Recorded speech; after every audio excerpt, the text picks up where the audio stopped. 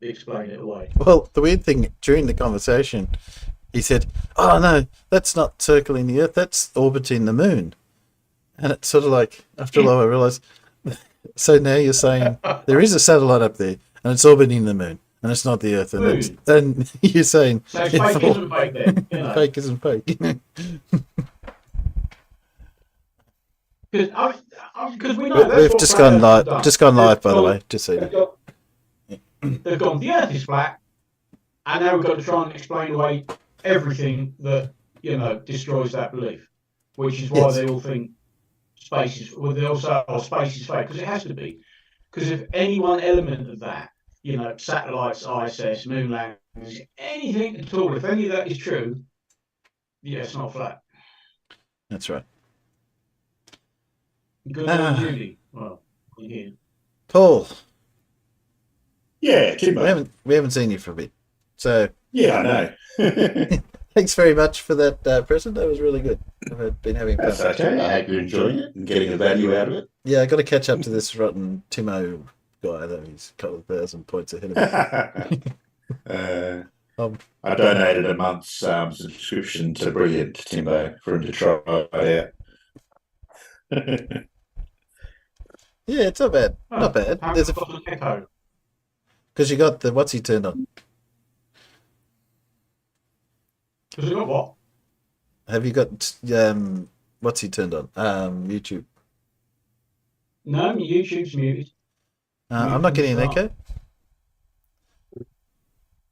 It might be a Larry problem then, Larry. because it's Larry saying that I got an echo.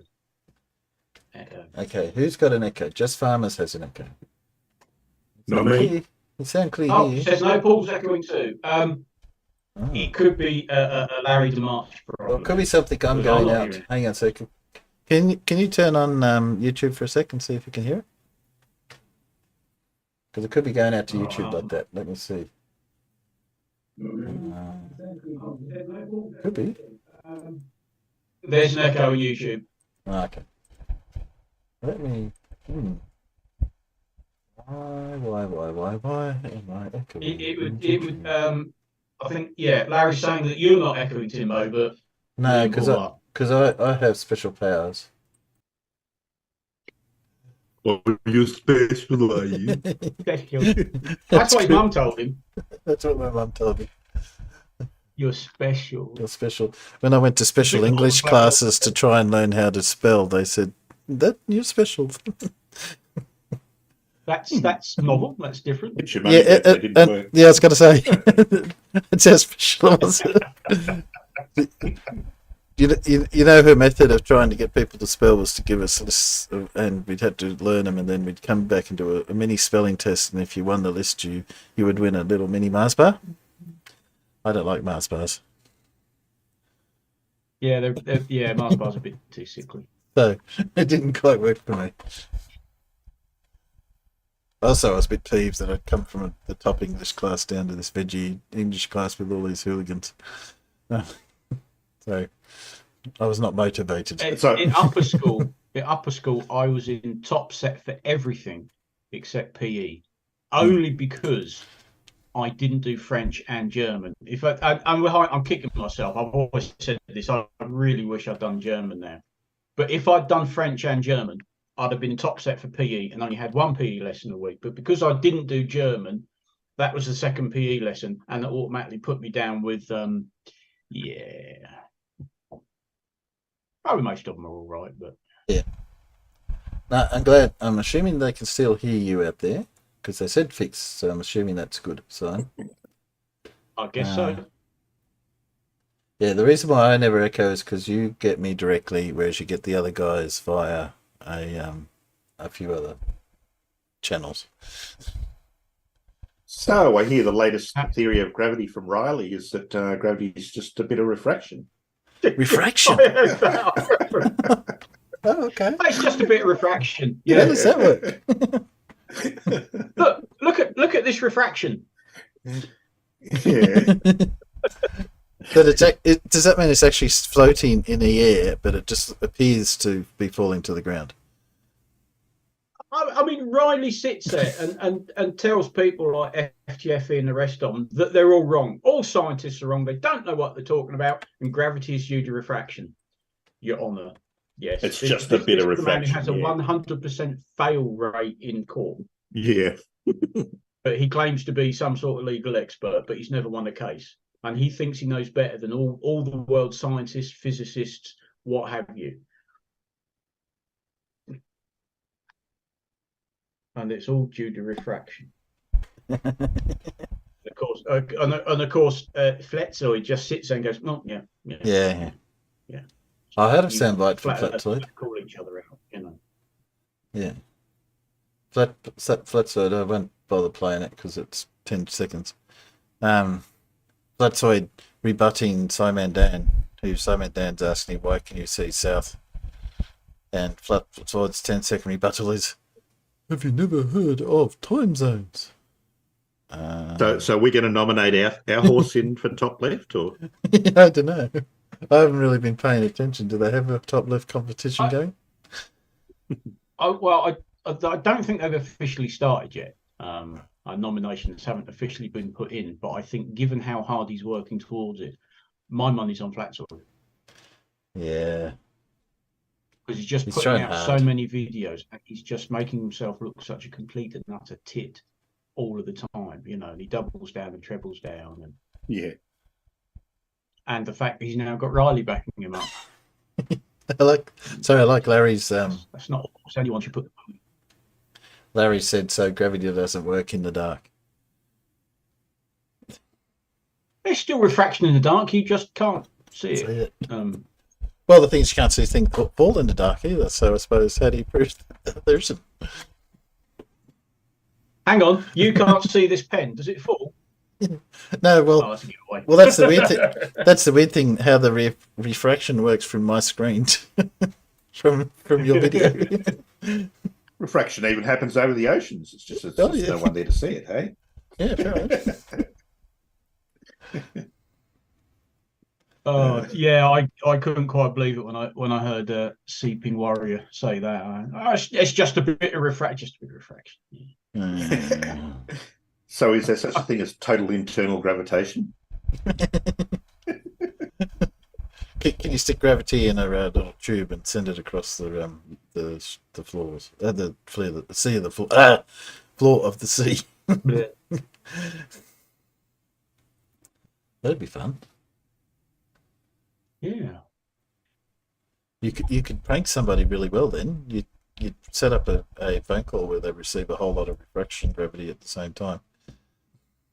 True enough. You could put in a torch and we can shine gravity on people. Dave Cannabis. Rain is refracted clouds. I like that. Oh, good. Yeah. Oh no, too much refraction. I'm getting wet. Yes, driving me into the ground.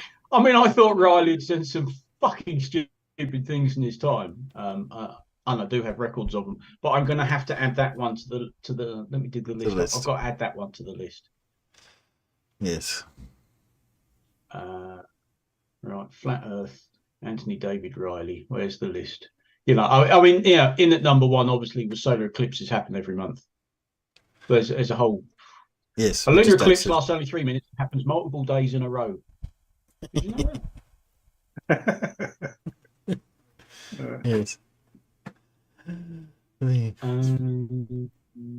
There's a few of them. On a curved surface, you cannot have any reflection at all.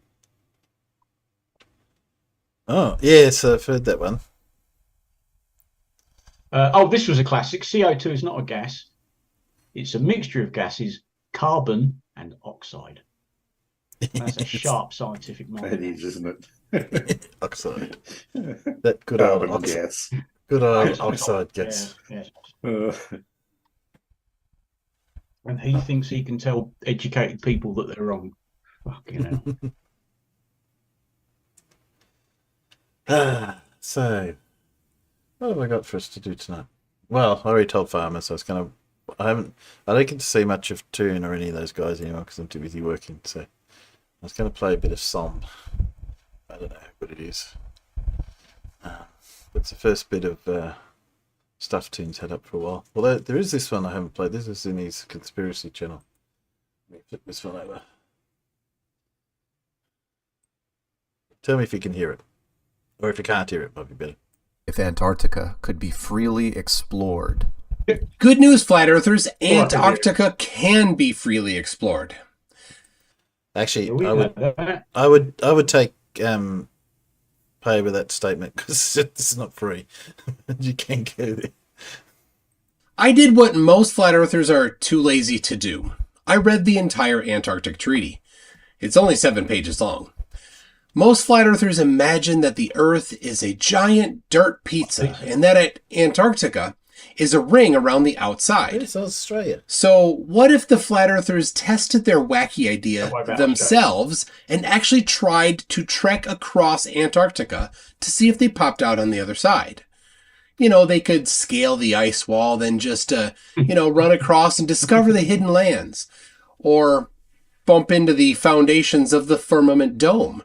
Or get to the edge where they can peek over and see the turtles holding up the Earth as it flies along through space. It's Timbo. Why don't they pool their resources and do this? Well, that's because they have a mantra that they continuously repeat. But the Antarctic Treaty prevents you. Nobody is allowed to go to Antarctica. You're not allowed to explore there. Currently, and for the past half-century, there has existed an international Antarctic treaty preventing all independent exploration of Antarctica. There's something called an Antarctic Treaty that prevents anybody from exploring Antarctica. Nobody can go explore Antarctica, period. Antarctic Treaty says it's illegal for you to go there. No, you can't go to Antarctica or you will not get back home. Like, it's illegal. The Antarctic Treaty, and from thence on, nobody can go there. The Antarctica Treaty was formed that says you or I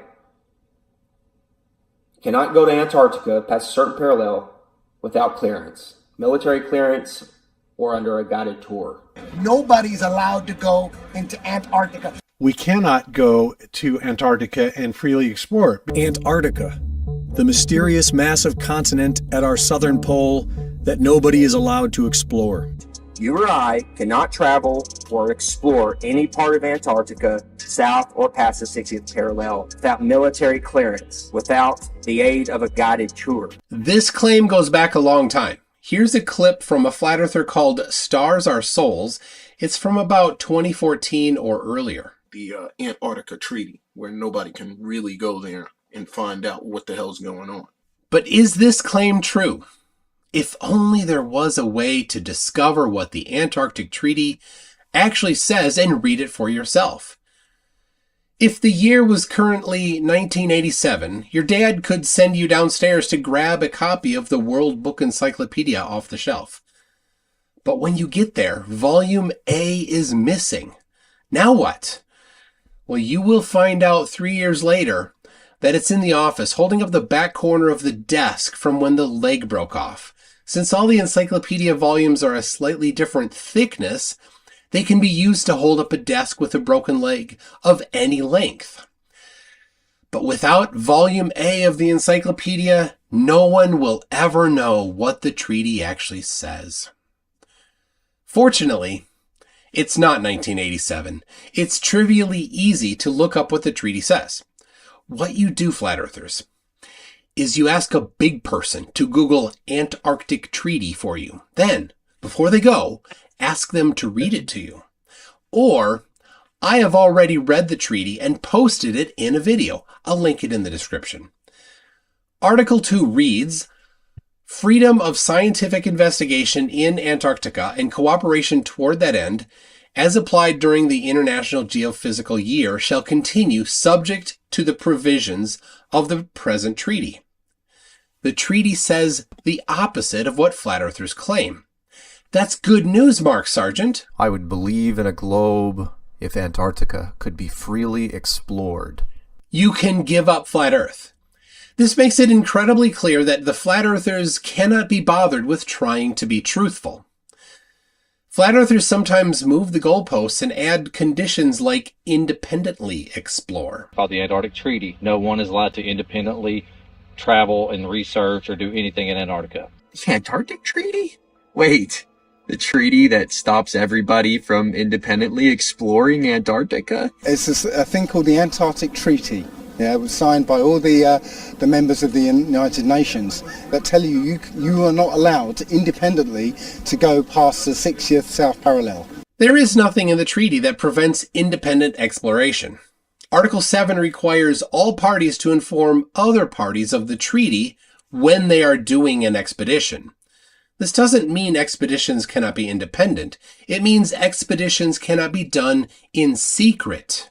Everything is open and available for everyone else to examine. The treaty says the opposite of what flat earthers claim. Now, I had the joy of hearing Austin Whitsitt lie about the treaty in a debate I had with him. From Sarcastic Barman says, Flat Earthers, what's the distance around Antarctica? Please bear in mind before you answer, there is a race around it. Yeah, so the supposed sailboat race that goes around Antarctica actually goes down and pops back up. They publish publicly their actual route. It goes down and pops back up. So that just shows how little people research. We couldn't actually verify the distance around Antarctica because it's illegal to do that via the Antarctic Treaty signed in 1959. Longest lasting peace treaty not even up to review till 2042. What page has that you can't go there? Can you cite that? Yeah. It tells you that it all adheres to beyond the 60th south latitude, and you cannot privately or freely explore it without. Can you show the exact, which article of it says you can't go there? Article 6. You just make that up. We done? There's so much misinformation in that quick statement, so let's start at the top. Make it up. Yes. Austin thinks that the Earth is a giant frisbee with Antarctica around the outside.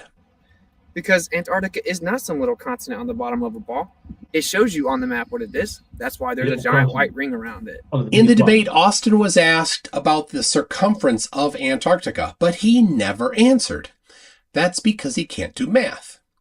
It's easy to calculate the rough distance around Antarctica on Pizza Planet for anyone that successfully completed middle school math. The circumference of a circle is 2 pi r. Let's first calculate the circumference of the 40 degrees south latitude. There are 69 miles between each degree of latitude. This is true in reality and also according to the Flat Earthers' favorite map, the Gleason map. There are 90 degrees from the center of the space frisbee to the equator, then 40 more to get to 40 degrees south latitude, a total of 130 degrees. Multiply by 69 and you get 8,970 miles. Multiply by 2 pi and their circumference is 56,000 miles. The periphery of Antarctica is somewhat close to 65 degrees south latitude. Doing the same process gives 67,000 miles. That wasn't too hard, was it, Austin? Flat Earthers don't like to give answers like this because it's testable. And every time a flat Earth claim is tested, it fails. Yeah, so the supposed sailboat race that goes around Antarctica actually goes down and pops back up. They publish publicly their actual route. It goes down and pops back up. So that just shows how little people research. The supposed race is called the Vendy Globe. It's not supposed. It really exists. Yeah. Was it, Thomas? When the Vendy Globe race is happening, there is a website and you can track every single contestant. Yeah. And they have a live map showing where every single little sailboat is live, and you can click on it and go, right, that's exactly where they are, that's how fast they're going, that's what direction they're going in, and you can follow the entire race as it goes around Antarctica and then it doesn't just pop down and come up, it pops down, goes around and then goes back up. Yeah, but he's popping down, of course. That's because he follows it on a Mercator map. Yeah, and somehow they pop down and come back up again on a Mercator map. I think I still got the link from the last time they did it. I looked at it, and the speeds that these boats are going are phenomenal. If you do the flat Earth route. Oh yeah, if you plotted that out on the flat Earth, they would be averaging daily 30 to 40 knots. Yeah, you know, which and these are the sort of boats. I don't think they can hit that speed briefly anyway. And a lot of the time, you're lucky if they're doing like 10 knots or 15 knots. Yeah. Oh, here we go. Yeah, tracking map, Vendy Globe. I still got it. How you, Blue? Hey, morning. Morning. What's going on? We were just watching a bit of Toon, talking about Antarctica.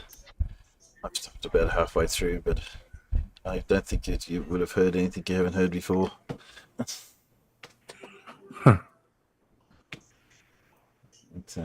the same deal. I think I'm just looking at the rest Here we of go. it. That was March 2021. The fastest boat did it in 80 days, 3 hours, 44 minutes and 46 seconds. Yeah. And and it shows the plot. They come out into the Atlantic, they drop down, they near that outer bulge of South America, carry on down, and then sort of go all the way around pretty much the 60th latitude. So they circumnavigate the globe down there, going around Antarctica, and then they come all the way back up again. Yeah, they don't just drop down and come back. So they do drop down and come back up, just so they drop down, go around Antarctica and come back up. That's the bit he left out. They drop down, go all the way around Antarctica, and then come back up again. Yeah. But I've skipped a lot of the video. I just saw he has one of my favourite clips at the end of it. Hang on a second. Oh, right.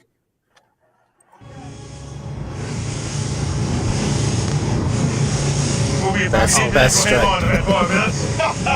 Australian Navy ship Fusion. Facing our way. Bad boys, bad boys. Is it? The turret's turning our way. The turret's turning at us. Wait, we should hide Adrian in case they think we're wrong.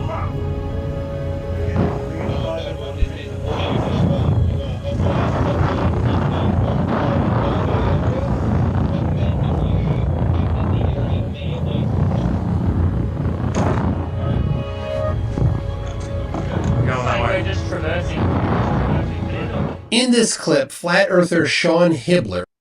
Sorry, I always love that video. I can just see the guys have gone out.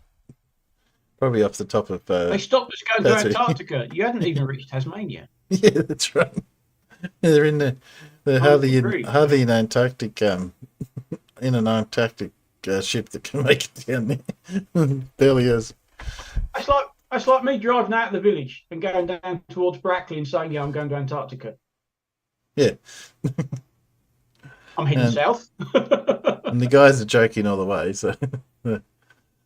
Yeah. And you can see they're quite clearly dressed for Antarctic conditions as well, shorts and T-shirts. Oh boy, it's so warm out there at Antarctica. Yeah. So those guys that try to claim that one. The students quite conveniently put this up on here for me. Yeah. Where is it? Where are you doing?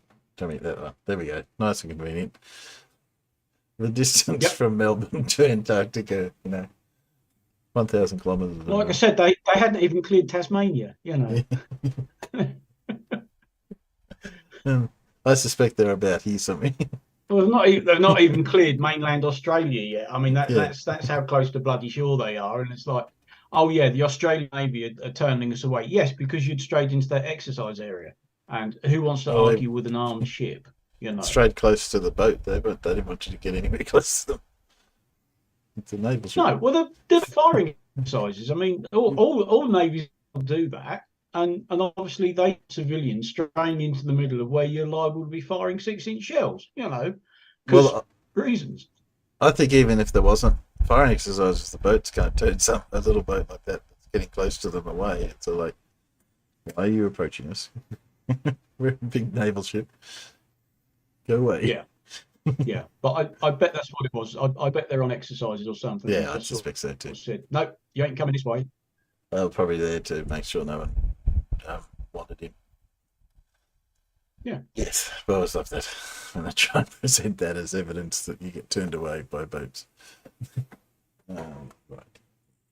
Well, hashtag got a lighter flirt. Has anyone got your mystery scientist yet, Paul? Can't see anybody. I think so. Might need to put a clue out there. No, I haven't put a clue out there either. No. JPEE. No, I'm sorry. That just. I might not put a clear just yet. Maybe Might have not. to wait till the quiz. Well, let's wait to the quiz. Yeah, that might be a good one. Very expectant quiz. Tracking map. Oh, right. This is the tracking map you were talking about. It's taking a little while to load up. Accept your cookies, why not? That's the one. I mean,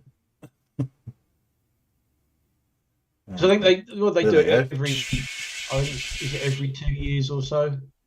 Well, that's fun. Yeah. There you go, and you can, whilst it's happening, they show you that live, and you can click on every single boat and sort of see what they're doing, how fast they're going at any point in time. It's all sort of like a live stream. Yeah, so you were right. Yeah, they do just drop down and come back. It's just that small element of going around Antarctica. It's all the the speed it takes for them to get from here to here. It's sort of like, yeah, and like I said, the whole thing. I think the one who won it was 80 days. It takes him 80 days, which is not bad considering. So what's this guy traveling here at the moment? He's in 33 kilometre miles, 33 kilometre per hour wind. So he's heading his speed. So he's doing 16 knots at the moment, coming around Cape Horn. This little poor guy back at the end here, it's doing 12 knots, 15 knots. So yeah, well, the chances are they're tacking into the wind. Yeah. I mean, if they've got the wind behind them, no, I suspect that's why they're going this way, because that's the trade winds through there, isn't it? Isn't that what they used to come down here, get the trade winds, and then veer off up to India? I think so. Yeah. And then veer back down and get the trade winds, come back around the Cape Horn and go back up again. Yeah. The roaring 40s. Yeah. On the 40th parallel, which is about there. Ish. Something like that. Ish. Well, he's down to 6. But none of that's got anything to do with it. Yeah. So they get a bit of speed when they're down here. They're not getting much speed when they're... Oh, he's only doing 8 knots, so... that's a fun little app. I like that. When the race is on, that's a fun little website to follow, because you can just click on anyone and see what they're doing, and but it is all sort of a live feed, as it were. So they've all been tracked by GPS. Very nice. So Paul, is bike still going well? They got their special GPS boys out in the middle of nowhere. So yes. Just what was that, Timbo? Your bike's still going well? Yeah, good, really good. Enjoying it, yeah. I was a bit depressed just thinking about my bike. Yes, someone else is enjoying that, right? Yeah, I know. The effort I went with that motor on, and somebody else is riding around. Very frustrating. It's a very depressing thought. So I was looking at the box, because I had a few boxes left over from bits and pieces. I think, do I throw that out? I don't know. Has it got a serial number or anything like that on it? Or? The bike? I don't think I recorded it. That's the trouble. What about the motor? I had a serial number on the scooter that they stole at the same time, but no, I don't think I had a record of any of that, which is a bit frustrating. I don't know.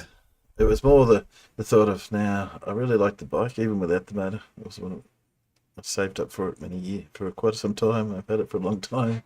It was gone. Our car got ridden off too. I think I showed you the person ran up the back of us. They wrote that off. So we're looking for another car now too. Well, luckily I still got my motorbike to get to work.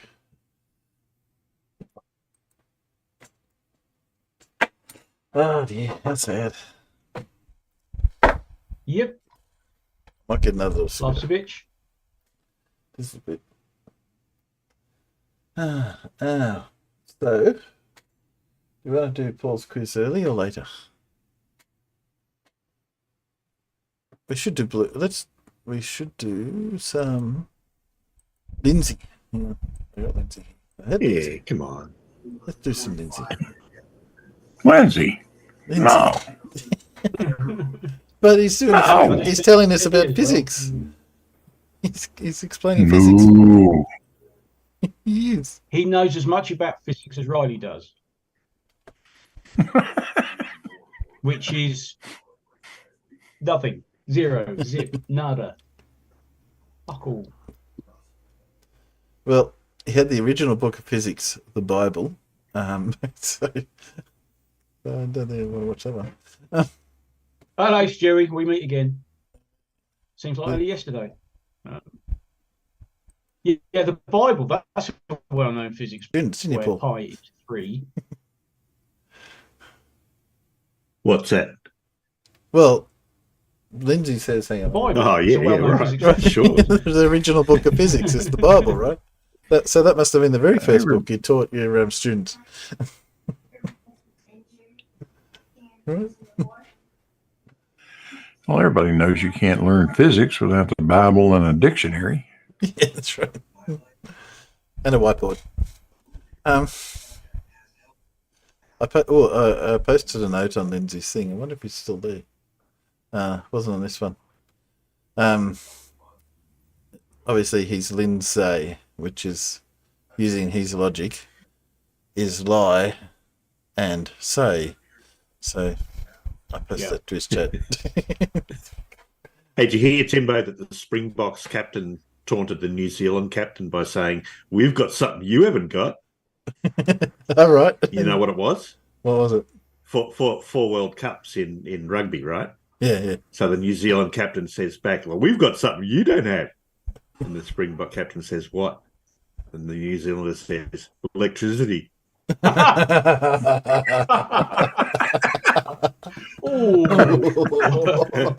Ouch. Oh, that burnt. Oh, I had upset. Hang on, are we going to have a bingo card then? Yeah, I'm getting there. Don't panic. I'm getting it out. Yeah, I was Said the bishop to the actress.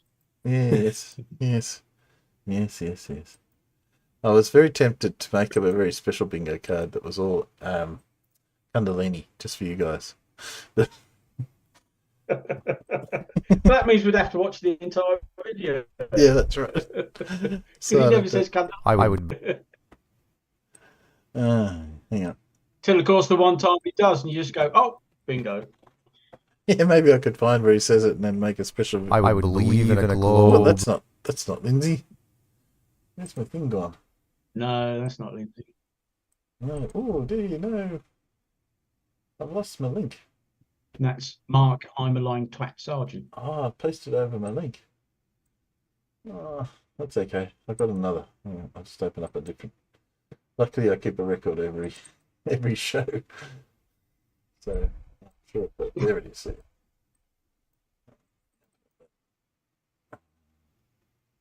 So, try this one. Get rid of Mark.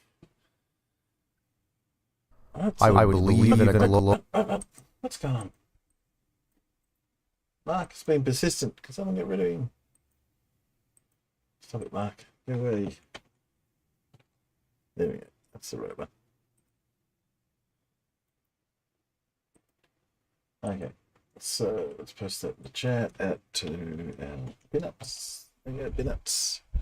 Post that in the chat in here so you can get as many cards as you can and try and get as few Kundalinis as possible. Where's the chat gone? YouTube moves things around. Okay, let's do two. Let's see how. Where are you? Oh, there it is. There you go. Right, that. Oh no, that one's got Kundalini. Let's see what I get. I get one Kundalini. That's not too bad. Right, I'll play with the usual two and see how we get on.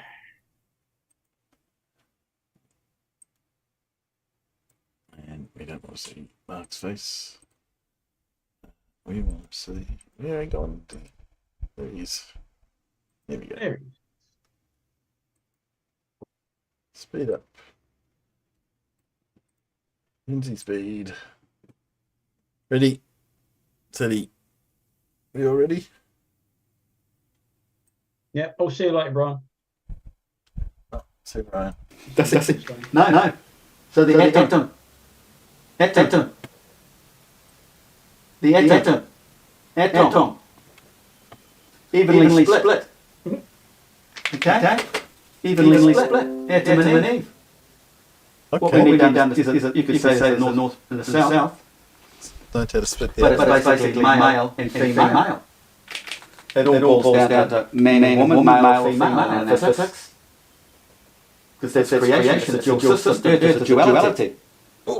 There's people out there trying to tell you it's not. They're just lying. They must be funded by the freaks. Earth has come from the point of singularity, the hyperboloid centre, which is in here, and expressed out to create our realm, which is out here, the dual system. But because we live in the created realm, we have to imitate creation, so then we become a split cell out here. Just like a magnet, it all boils down to magnetic fields, male and female, north or south pole. So then we get the tropical gap here, replicating the space of creation back here. So this side of one too. Go for it. Okay. So there's this system here. There's your northern hemisphere, there's your tropical gap, and there's the southern hemisphere. Okay? But everybody is on a meridian. That's your existence. Every man is on there, on one of those, north, south. Sorry to hold you up for a get distracted from it. Did he say northern hemisphere and southern hemisphere? Can you hear me? He did. Thanks. Yes, he did. Sorry, I just had a warning on YouTube that I didn't have enough video. As if video isn't, with Lindsay isn't enough video. Just more than enough video. I'll play. South, north. Okay. And so it starts off as a central hyperboloid, place of singularity, singularity. You know, science talks about it. But we come into the creative realm, which is a dual system. And like any magnet, you keep breaking it down. So there's your north-south pole. There's your strong force, weak force. It's more expanded, isn't it? It's stretched out. Must be weaker as per ratio, as cycle. As per cycle ratio. There's the magnetic cycle. Magnetic cycle ratio. Now be watching out for some scientists or Freemason who takes this information and tries to claim or is given a Nobel Prize. The only person that's flipping earth, I think, was me who exposed all this stuff. Apparently, Lindsay. 3-to-2 ratio, or Fibonacci, or golden ratio. Plato's only divided by line. They're all similar. Within Cooey, you have a 3-to-2 ratio. Okay? That's if you look down on it as a whole, but as the observer, we see it all equal. Okay? And where we see the difference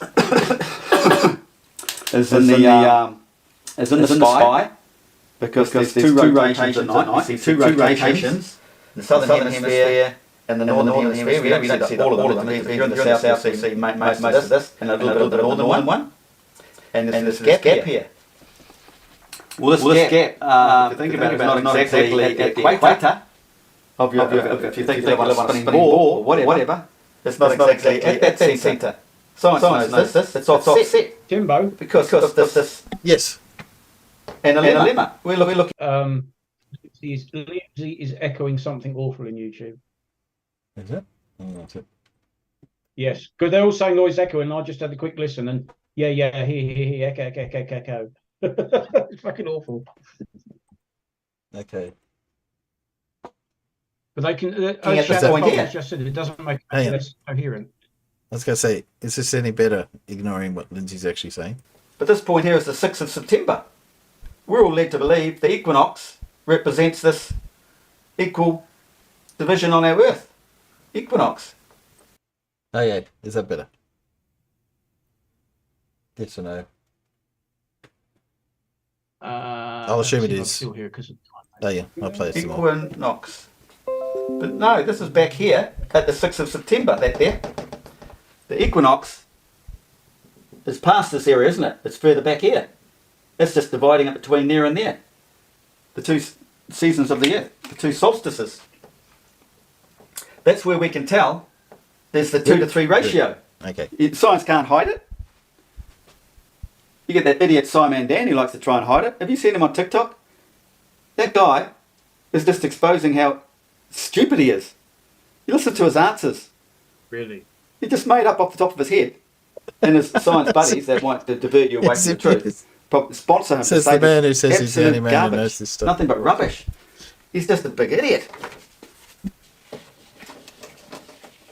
You just cringe when you see him come up with a silly answer. It's just ridiculous. Anyway, back to creation. The split rib cage. It's the split rib cage. You make so much sense. So you got the southern hemisphere, and then we have it, because everybody's on a meridian, it becomes infinite. It's an infinite split that way too. Okay? What we have to understand is Earth expands, is always expanding out from the north to the south. He's just As it destroyed the expands, Earth. We're in that because light, we expand with infinitely it. split. So if we come out of must the, be we a expand out like this. But it's all relative to the observer, so we don't know. We can't tell we've expanded. So over time, the more people, like the Bible says, go forth and multiply, because there's no point of cut off. It's our realm is infinity, so you can breed as many people as you like. Earth will expand with it. We don't know it's expanding because, like I said, it's relative to the observer. So Earth will be expanding this way. Everything expands out from the centre. Like Santa's sack. And it can expand obviously it'll expand this way. It'll expand this way a little bit. So, but it's infinite. And if the Earth gets bigger, we get bigger. And when you think about it, it's 10,000 kilometres from the centre Arctic to the equator. But it's always going to be 10,000 kilometres because Earth expands, we expand, so does your ruler expand. So no matter how big the Earth gets, it will still measure the same. So how do you know it's different? But we can't comprehend all this stuff because it's all relative to the observer. We can't see it. So we don't know we're expanding as we go south. That's why they tell you to live on a ball, because if you're getting bigger and bigger and bigger, you're basically coming back to the same point again if you create a ball. But all they're doing is taking this northern hemisphere and southern hemisphere, put them together to create a ball. And it's total garbage because the magnetic field comes around like this. Anybody in the south can realise this, and shoots back around that way. That's the way all the stars will work on this guy's one meridian. That's what he sees. Everybody will see that image. You'll see the stars come out of there around like that, over, back around like that. But only sees half at a time. So he only sees it coming from the east, over his arc of horizon, like that. So that's lateral, but we're seeing it all vertical. So it's going out of his peripheral vision here. So it's that way, if anything. Turn your head. And the way we perceive it, this is why, if it's going out of your peripheral vision, this is why you lose the hull first as it goes over your horizon. Hull first, going out of your... So if the boat's going that way, obviously the front of it's disappearing. It's a similar setup to what's happening here on your horizon, your arc of horizon. It's just going out of your visual perspective, but really it's going around here. God didn't create us to see day and night in the one at the same time. See the stars and night here, but look behind you and you see the sunny side of Earth. No. So they've taken, and this guy in here will see him just come around here like this, go like this, or other way around actually, that way, and look back around like that, and he'll see that half of the stars of the night. He doesn't see two at once. So understanding this theory of relativity, relative to the observer. So Earth is like a magnet, becomes an infinite split cell, basically as a north to south meridian. Infinite. Life and death is in the infinite cell. It's like a pre-existing infinite cell. But the story of creation has to start somewhere, and that is male and female. A north and a south pole, a weak force and a strong force. But magnetism comes first. The female is the magnetic. Magnetic first. Then you have electromagnetic induction. This is the flow of the magnetic field. Out of the north, up, Cancer, along the ground, through the ground, up over the south. See, when it comes up here is when it's coming out of here, for this southern hemisphere. Excuse me, when it's coming out of the north, that's his cycle. So the field goes there, and then comes up here, then comes up to the Capricorn, tropical Capricorn, then through the ground, then back up this way to do it again. All the way around the Earth. It's infinite cycles. All the way around. So, but between the two magnetic fields here, this is the place of avoidance here. They don't cross. So you don't live on a ball. Only dummies like Simon Dan will tell you live on a ball. And that guy, what's his name? Bob, the science guy. What an idiot. He sounds good though. The magnetic field doesn't cross the tropics. It goes through the ground. This is a place of avoidance. Just like, because this is a replication of the black hole of creation. Everything avoids the black hole of creation, spins around it. That's what creates life. So, where was I going? This is where we create magnetic induction. Electromagnetic induction. Electromagnetic induction. In here. So you could say that's the male. That's the male that comes over into the female. This is already the female. So what's inducted? Because the magnetic field comes out of this feminine aspect here. Can I get a bucket? The female cycle some of that creates the electromagnetic between the north and south pole. Creates electrical, male and female. First is magnetic, then the electromagnetic induction to create electrical, which is the male and female as the one singularity, back to creation again. It's the cycle. Yeah, it can be You see? one. It's all about the actual sun, the real sun that's back here at creation on the horizon of the black hole. We just see the image of the sun back here through the electromagnetic induction between the two fields, moving around the cap here. Called? But it's only a focal point in your eyeballs. It's all good your eyeballs. What's that gap called? And the heat is created between this field. It's not coming from that image. It comes from this field that's being created. That's radiation. What science called radiation. It's in there. Okay. So, understanding the Bible is a book of physics. Astrophysics talks about the planets and the alignments and everything. The book is of two stories. Man's second birth, to awaken his son, the son of man, and all about the son of earth, which is physics, because our whole earthly realm is of the light. That's the earthly sun. Now, you can go back and check out some of my astrotheology videos and how they're connected to the earth. There's physics for you, or astrophysics. We'll just read a couple of passages for you. Oh, well, actually, you can go back and read Isaiah. That's a good one. Ezekiel or Isaiah. Isaiah 2-4, about the ploughshares. Plowshares, you go look at what a plowshare looks like. Understanding the magnetic field of Earth, the torus field, the toroidal field, the magnetic field of a torus. It's like this. Plowshares. And the plowshare is shaped like this. So he's hinted at that in Isaiah 2:4. Like a torus. Check that out. Doesn't look much like a torus field. I just found a couple of passages I want to read today. They don't. What's this one? And if thou bring an oblation of a meat offering, bacon in the oven. See, this is the metaphorical analogy.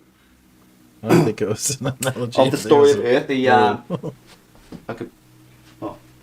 got the other picture behind here. I'll have a look at it. 1 minute. I had to tell YouTube that just as he started reading the Bible passages, my YouTube came. Bread, basically telling you the story here, the bread, right? And if thou bring an oblation of the meat, as in meeting place, the meeting place between the northern hemisphere and the southern hemisphere. It's the meat of an animal. This meeting place between here and here, across the tropics, a meeting place. Oh, what sort of cap is it? Talked about that a lot in my videos when I checked them out. Meat offering, bacon in the oven. It shall be unleavened cakes of mine, of fine flour, mingled with oil. So this is the anointing oil of man, because this alignment is all about the enlightenment of man's second birth, because this is what the Bible's about, man's second birth and the physics of the earth. You have to understand the physics of the flat earth to understand the whole story of this rebirth and how it all works. That's related to astrophysics. I don't know. Cakes and fine flour mingled with oil, or unleavened wafers anointed with oil. So you look at this unleavened, it's shrunk down. It's to do with this overlay between the two hemispheres, but then it swells up. not what it means. becomes 11. No. So this passage here is Leviticus chapter 2, verse 4. This is what they're talking about. There's the bread, okay? Eat from the bread.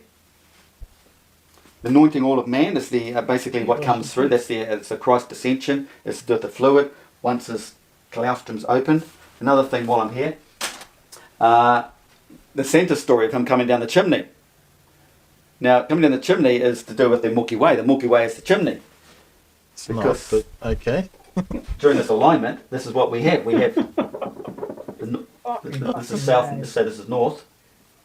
The Milky Way will swing around and line up through here, and it'll line up to the south.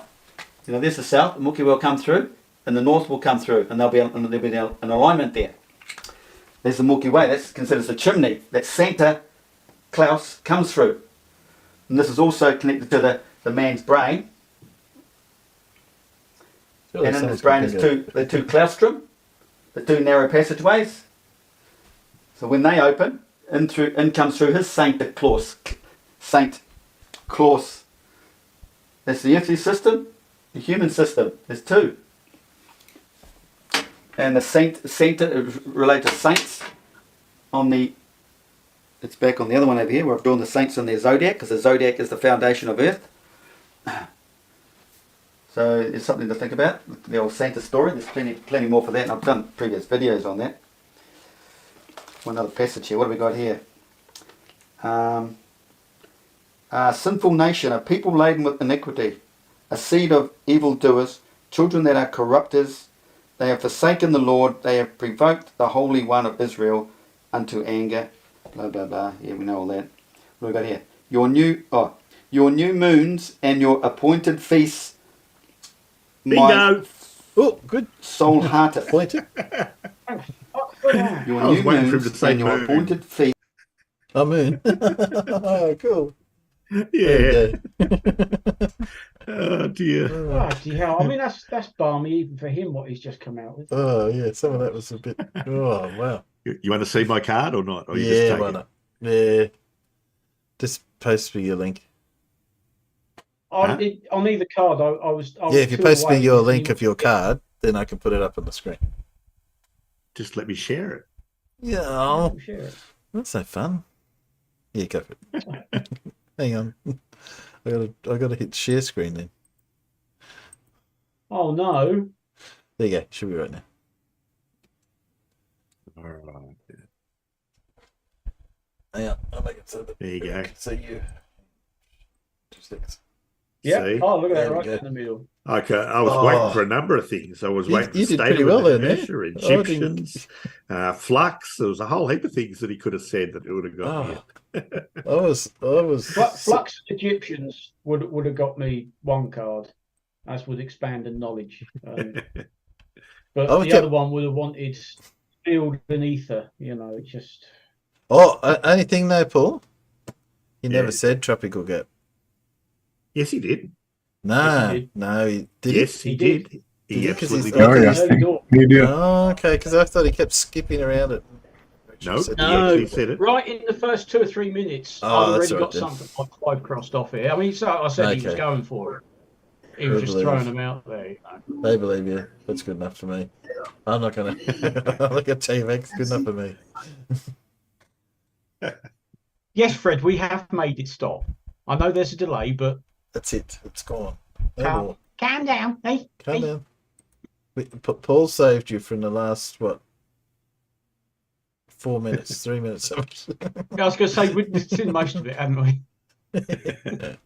Oh, that was frustrating. Unleavened bread. That's the earth. What? That's French. When you don't know what unleavened bread actually is. Yeah, that's right. Little did we know that when we travel south, we actually expand, farmers. Yeah, we get bigger. Well, I'm not going any further south. I've expanded enough, thank you. We still got Christmas to come. But I want to know how he knows it expands if everybody can't tell that it's expanding. And then, if we're all expanding with, just need to go higher. If we're all expanding with the size, if we're all expanding with the size of the Earth, how are we making more room for these extra people that he says that the Earth is expanding for? Because we're all now bigger. So there's no extra space. I suppose we never said it was going to be sensible. What do you reckon? Do you want to do some more stuff, or do you want to have Paul's quiz? Given that there's a special subject that we've got for the quiz tonight. What, water tanks? Yeah. Tonight's quiz is all about tanks, farmers. Tanks. Yes. Yeah. These are going to be so obscure. Not necessarily. I reckon you'll know some of it. No. If that one you said the other week about, what was it that the marine tankers didn't like anywhere near their tanks? What the fuck was it? Apricots. Apricots. That was it. I was going to know that. Hello. Well, you found it though. Just before you go, I just want to say g'day, Clive. How are you? Have you guessed Paul's mystery scientist? I'll give you a hint. It's related to tanks. Thanks. JBEE. Yeah.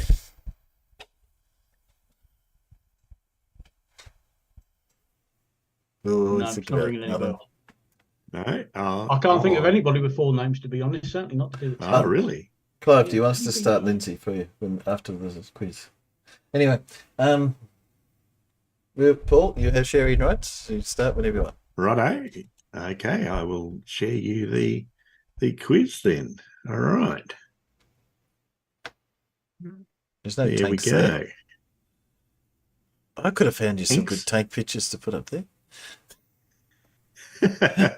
I'm sure you could have. There's a couple of good anime shows about tank bills.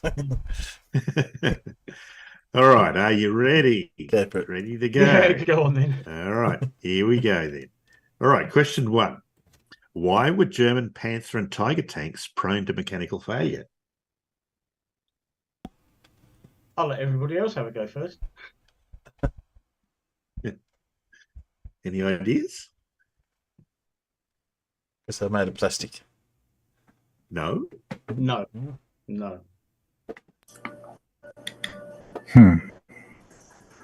Too damn complicated. No.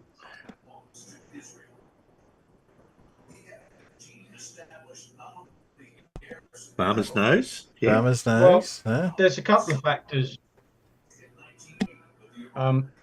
Rushed into production, particularly with the Panther, but the engines and gearboxes weren't really up to how heavy the tanks got, particularly with the Tiger tank, because that was 56 odd tons.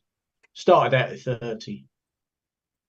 And yeah, the engines and the transmissions, particularly transmission for the Panther, just it wasn't up to the job, and they hadn't ironed all the bugs out, and it was just like, no, build it, get them out there. No, that's not the primary reason. That's not the reason I'm thinking why these particular tanks were so prone to failure. I'd love to know the official reasoning. Okay, well, the official reason, all right, is slave labourers making tanks for Nazi Germany routinely sabotaged every part they could, and this caused German tanks to be extremely prone to breaking down. Yeah, I'll beg to differ, but there you go.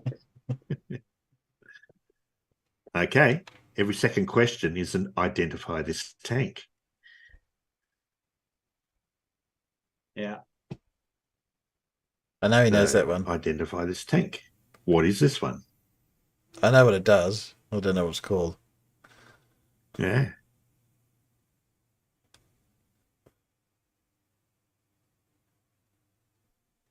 What it does. Like Clive's answer for the previous question, they didn't account for the tropical gap. The lack of the right materials plagued the Germans in the last 2 or 3 years of the war. So no one knows what this tank is? No? I think it's got quite a simple and straightforward name. Fred. It might have a French name. I'll give you that hint. The flattener.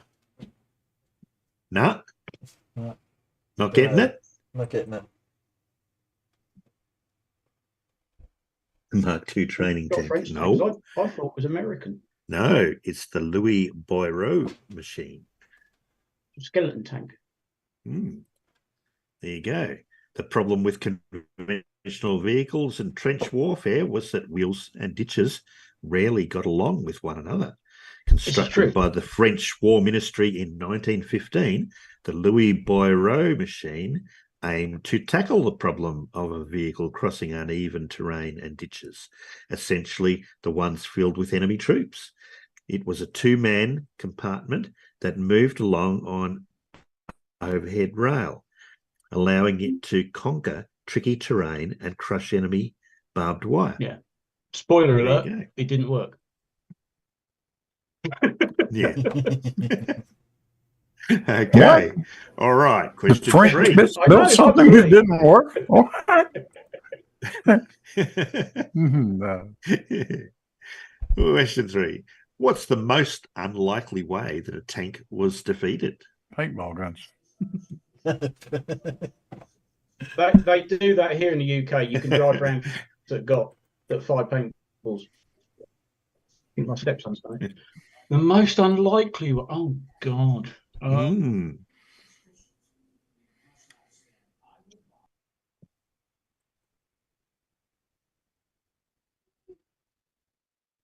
No, dogs and mines. That's not that unlikely.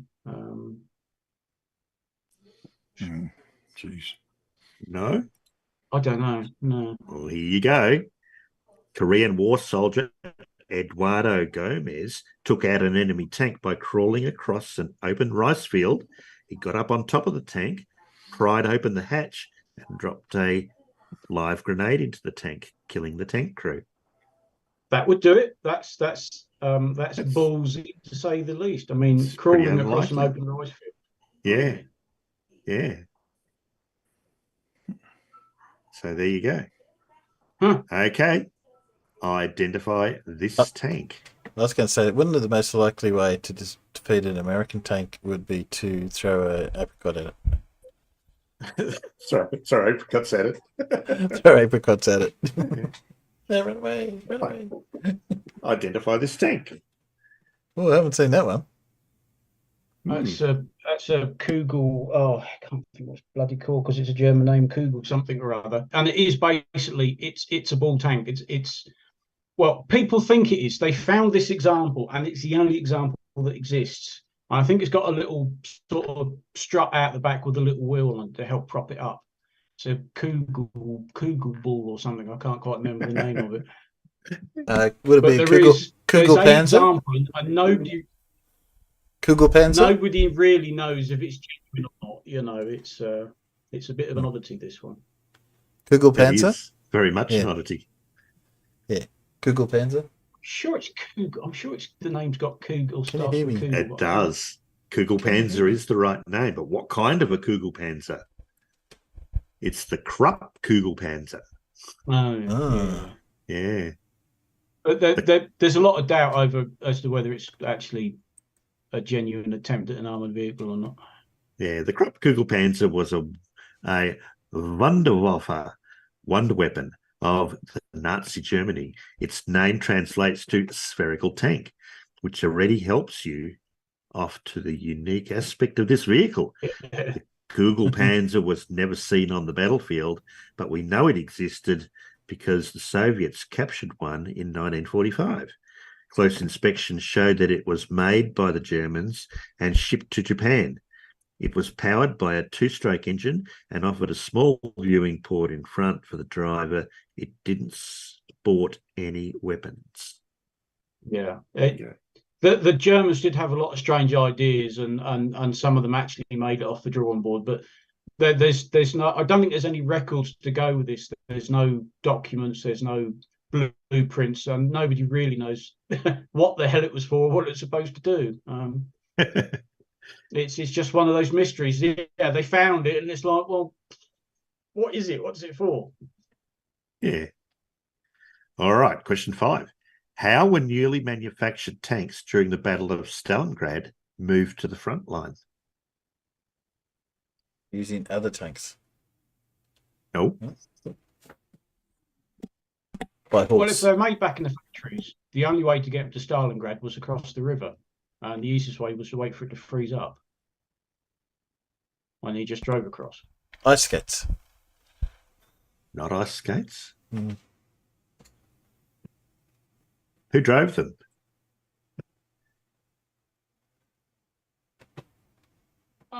Quite often, the crews would help actually build the tank and then drive it out of the factory. That's the one. It's the answer I was looking for. All right. During the Battle of Stalingrad, factories in the city continued to produce tanks. These tanks, unpainted and lacking gun sights, were driven directly from the factory floor to the front line and were often crewed by factory workers. There you go. They could only be aimed at point-blank range. Yeah, they could only be aimed at point-blank range to the bore of their tank gun barrels. Yeah. Yeah, yeah, but I mean, it was desperation, wasn't it? Yeah. Yeah. All right. Identify this tank. I've seen this. I've got photos of it. What's it called? Shit, now you're asking. I'm trying to remember what it's bloody called. Come on, what does it look like? Is it the praying mantis tank? It is the praying mantis tank, yes. They've got one down at Bovington Tank Museum, strangely enough, and it's a very weird design. Some tank designs didn't rely on large cannons and heavy armour to do their jobs. The praying mantis tried to tackle a problem that ground infantry had to face, shooting over walls while protected from return enemy fire. In 1943, this tank was designed in the UK by County Commercial Cars Limited. It featured a long arm with a gun on the elevated to fire over obstacles. The crew would lie within the long arm and operate it from there. The first prototype needed only one man to operate it, but this version of the praying mantis was rejected because it placed too much work on a single person. The second prototype was built for a two-man crew, a driver and a gunner. I mean, nice idea, but just so bloody ridiculous at the same time. Yeah. You know, you'd be lying down. That thing would be lying flat, and the single man version, he'd be lying in that thing and driving it, and then he'd get to a hedge or a wall or whatever. That thing would elevate. So matey boy's up there in the top under that little swiveling turret. Not know what's going on below. I mean, it's just ludicrous. Absolutely. It's also a bit specific too. Yeah. What unusual nickname was given to an Australian Mark III Centurion tank number 169041? I think I know which tank this is, but I couldn't tell you what the nickname was. Ah. But I know why it's special. But I can't for the life of me remember what Why the is it name special? Is it the one that survived an atomic bomb test? So what name do you think it might have been given? And then they carried on after. Given it's Australian, Christ knows, I'm not totally au fait. Well, we are a little bit literal sometimes. Yeah. Yeah. So if it survived an atomic weapon, what do you think they might call it? The atomic Shadow Falcon's on the right track. An atomic something? Well, what sort of something do you think they might call it? Well, what is it? It's a tank. Atomic tank, yeah. They called it the atomic tank, yeah. Oh, that's a bit too literal. It was nicknamed the atomic tank due to it surviving a 9.1 kiloton blast from 460 meters away. Wow, that's pretty good. That's about close. Yeah. The tank was simply driven off after the test and went on to spend another 23 years in service, including time in the Vietnam War. There you go. There you go. Identify this tank.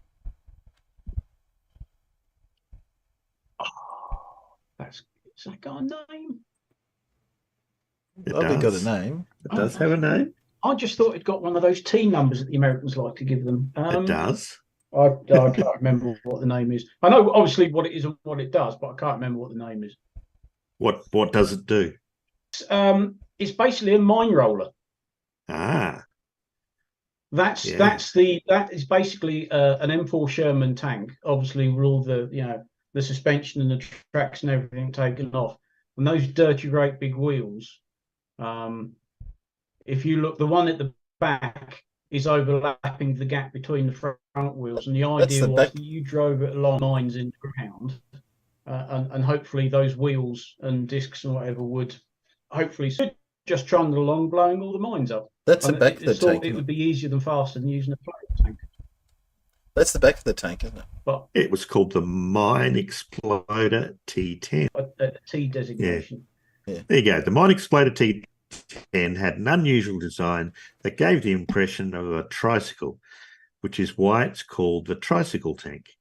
The front sported two huge wheels, each one spanning 3 meters, 9 foot in diameter. At the back of the tank was a single roller wheel with a diameter of 2 meters. The tank was meant to drive over the minefield and clear a path, which is why its underside was armoured with steel just under 3 centimeters thick. Thankfully, the tank was remote controlled, so no one had to drive it over the mine. And yeah, they were too heavy, and then the wheels would just get clogged full of mud, and it wouldn't go anywhere. Yeah, they ended up going with the flail tank. Yeah. That's it. Sensible. Which Swiss tank was declared not fit for combat? All of them. No, definitely not all of them. The only one that had, maybe? I don't think the Swiss designed their own. I think they tended to buy other people's mostly, but not fit for combat. No, I don't know this one. This is too obscure for me. Ah. The Panzer 68, designed by the Swiss military, had a bug where turning on the heater would cause the main gun to fire. A bug? Yeah. Right. Almighty.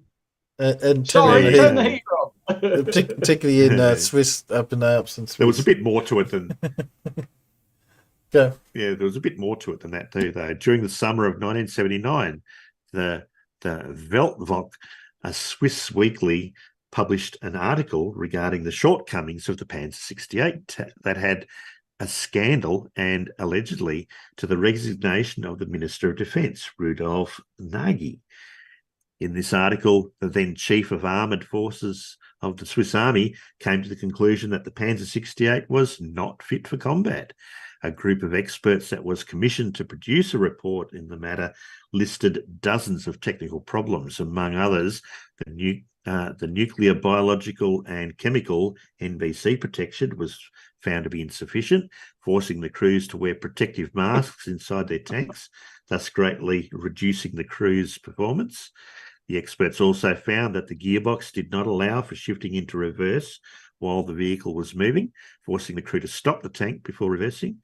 To make things even worse, the radios used in the tank tended to interfere with the turret control system, resulting in uncontrolled turret movements whenever the radios were used at full power.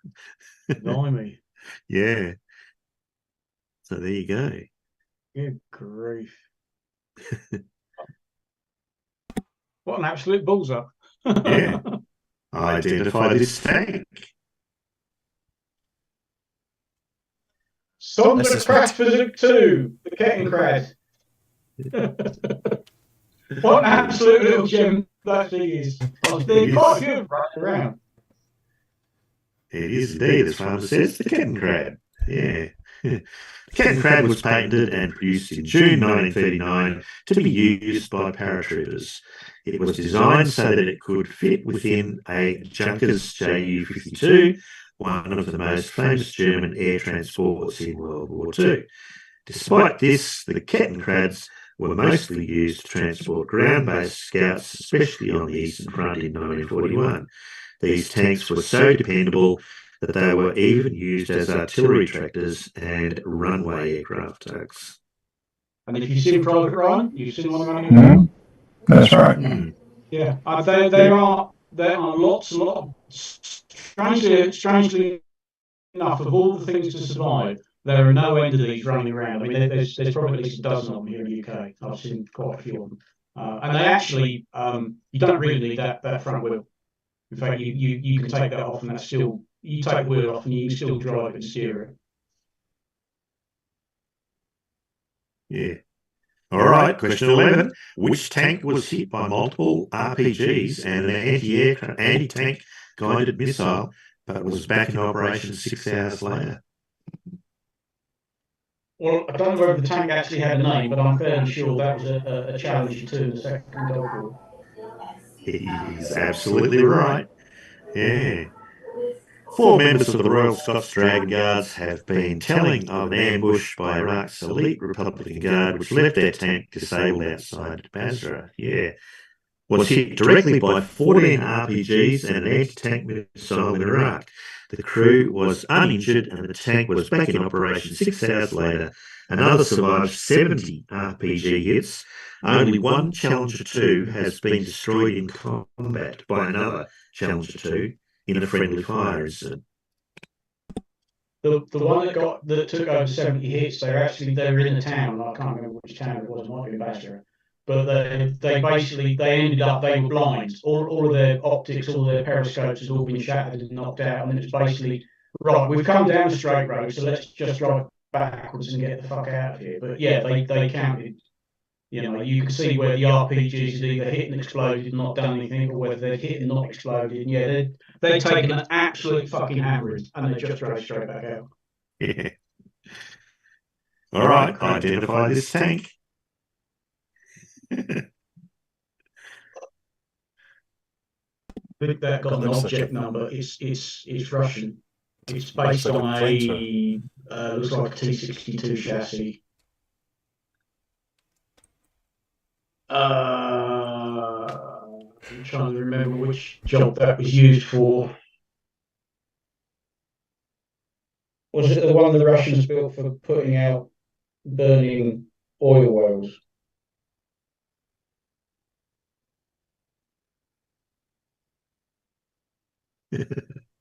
During the Iraq War, maybe, or the not Iraq, the first one, the one. Oh, what's it? Can't remember the map. What, the first Gulf War in 91, 92, whatever it was? When Saddam invaded Little the oil wells. Yeah. Yeah. Well, what do you think that thing on top of it is? A duck bill. No. I'll give you a hint. What's on top of it is the engine of a MiG-15 fighter jet. Oh, yeah. What do you think they might have used that for? Blowing things out. Blowing the candles out. There are different versions that they use for clearing snow off runways and even train tracks. I've seen the MiG-15 engine used for that. So it's for blowing something out, but whether it's snow or fires, I'm not sure. It was a Progvev T. All right. And unlike other minesweepers that depended on flails and wheels to trigger the mines, the Russian Progvev T blasted mines with so much heat that they detonated on their own. Built on the base of a T-54, the Progvev T looked more like a futuristic laser cannon than a tank. Instead of using a normal cannon, it used the engine of a MiG-15 fighter jet to blast heat at potential minefields to clear them out. The 37-ton Progvev T contained enough fuel to clear 6 kilometres, 4 miles of road. That's a very...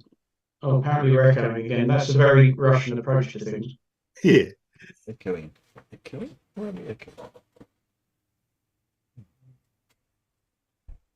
I suppose looking at the state of that tank, yeah, you can see it's using a lot of heat. Yeah. It does look extremely burned, doesn't it? Yeah. I'm sure the takeoff speed was relatively high, too.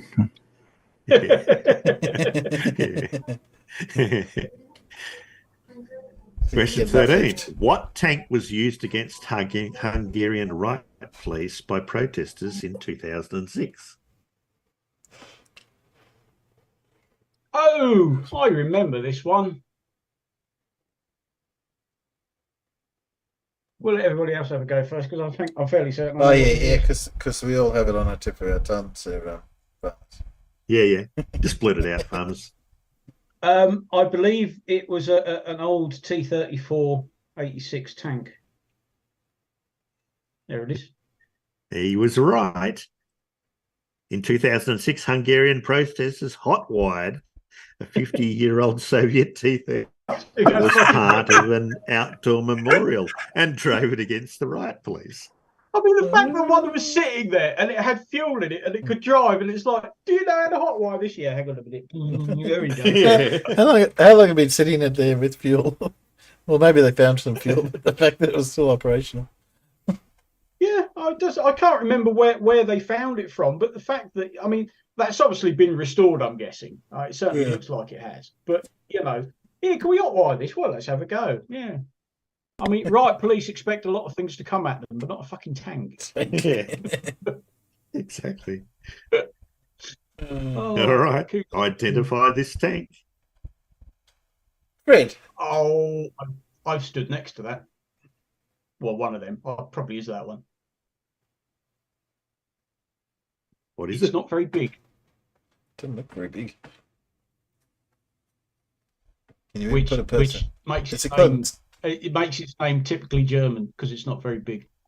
Well, it makes its name typically funny because you wouldn't expect to call something this small. Correct. That name, yeah. That name, yeah. No. What would you call something that's really big, Timbo? As I said, humongous, large. No, the peanuts have got it. Peanuts have got it. Goliath. Yeah, that's the Goliath. The Goliath beetle is what it was called. Yeah. Okay. Designed by the French engineer Adolphe Kegres, the Goliath beetle was developed by Germany during World War II. After learning that the Germans had taken an interest in his design, Kegres attempted to hide the prototype by throwing it into a river, but the Germans found it and handed it over to automaker Carl F.W. Borgward to complete and produce. It was remote controlled, 0.3 meters tall, and packed with 90 kilos of explosives. Its goal was to drive under enemy tanks and detonate, a similar tactic used by the Russians with live dogs instead of machines. The Germans had a whole range of these. They had bigger ones manufactured by a company called Borgward, and they could actually, you drive it. They had a driving position. You drive it up to the area you were going to use it, and obviously the driver would get out, and it was all sort of wire guided. You had a spool of wire in the back when you drive it remotely to. The bigger ones had an explosive charge on the front, and you release the charge, then back the vehicle away, and up it went. Okay, which tank got lost for 27 years before being found in a field?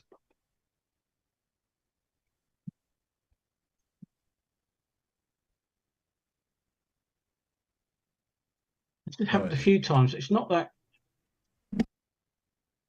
There was a First World War tank that they dug up because that had just sunk so completely into the mud at the time it was just lost. And I think a farmer might have found it. If that's the one you're on about, I can't think of what it was called. I know. Obviously, it was camouflaged too well. That ended up too good. But they've had that over here recently. They found in a vineyard. They found a tank that was buried. Yeah, Don Giovanni in the Peanuts has got it. Well done, Don. It's this one. Oh, that one. Yeah. Mm-hmm. Yeah. The US Army built an 86-ton tank, the T-28 Super Heavy, with a maximum speed of 13 kilometers an hour, and managed to lose it for 27 years before finding it in a field. No one knows where it was during this time. I know that. Oh, that's right. It wasn't buried. It was just sat in a field. Yeah. There's not many tanks I know, but I happen to know the name of that tank. The which you haven't got on your screen. It's called the Doom Turtle. What, from World of Tanks? No, I don't know. That's just what I've seen it before, and Those, obviously you being a see, turtle. it's got two sets of tracks either side. Yeah. You take the outside tracks off, and you tow it behind because that's too wide to transport by rail. And it's absolutely massive. But the idea was that you took off the outside of each set of tracks complete with the wheels and the bogies and everything else, and then they were towed behind the tank. It towed its own tracks behind it to make it narrower. That was the idea, but by the time they built it, they didn't need it.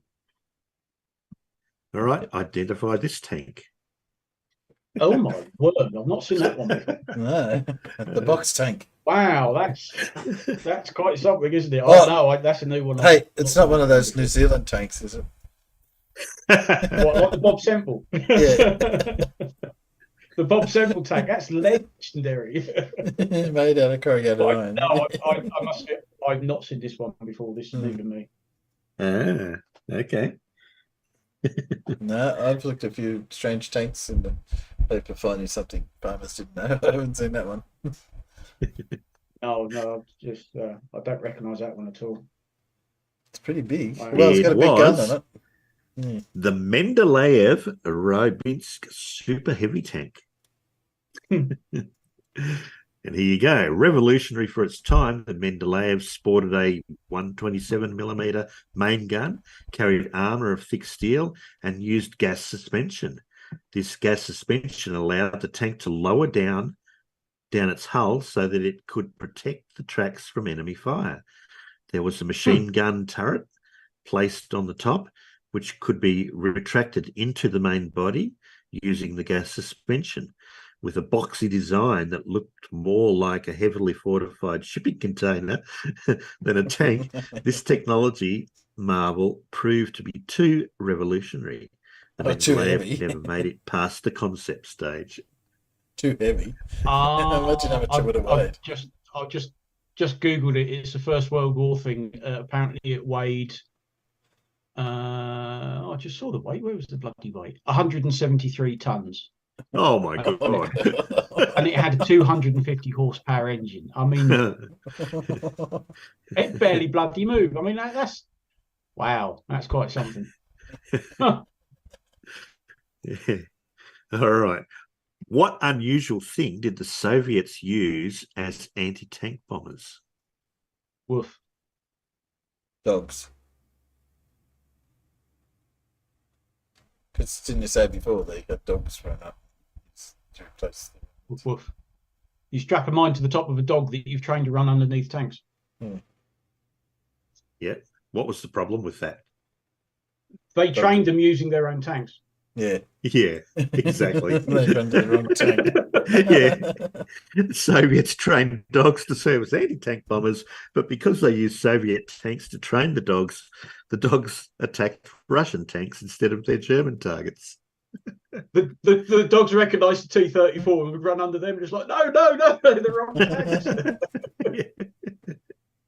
Oh dear. Oh dear. Just Ooh.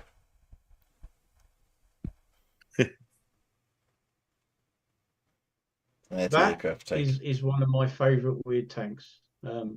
It's American, used during the Vietnam War. They are recoilless rifles. They can only be loaded from the outside. And you'll notice that they have ranging guns bolted to the top of them. So you fired a shot from the ranging gun, which is basically a rifle or a machine gun. And when you knew the range was right, you then fired the recoilless rifle. And it's the I think it might be a 56, but it's called the Ontos. It is called the Ontos. Not quite right with the number, but you got the name right. No, I can never keep track of the American numbering system. Yeah, it's the M50 Ontos. What does Ontos mean? Can't remember. Thing? Yeah. Yeah. Immediately on at first glance. Even the name of the M50 Ontos is strange, as Ontos in Greek for thing. A fitting word for a tank that looks like no other armoured vehicle out there. Developed in tandem by the US Army and Marine Corps, the M50 Ontos prototype ended up being rejected by the Army in 1953 and adopted specifically for use by the Marines.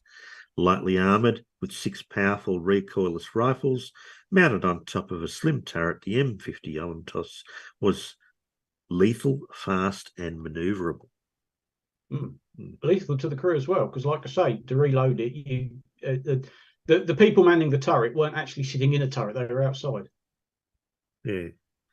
What was the most effective tank destroyer for America during World War II?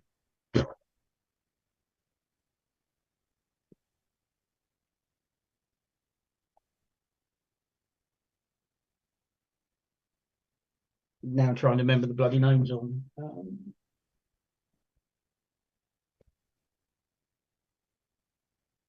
See, what I'm not doing is turning around and consulting my library behind me, because that'd be cheating. Because it's all bloody there, but that's cheating. I'm trying to remember what they were called. Oh, I can't remember. There's a picture of one.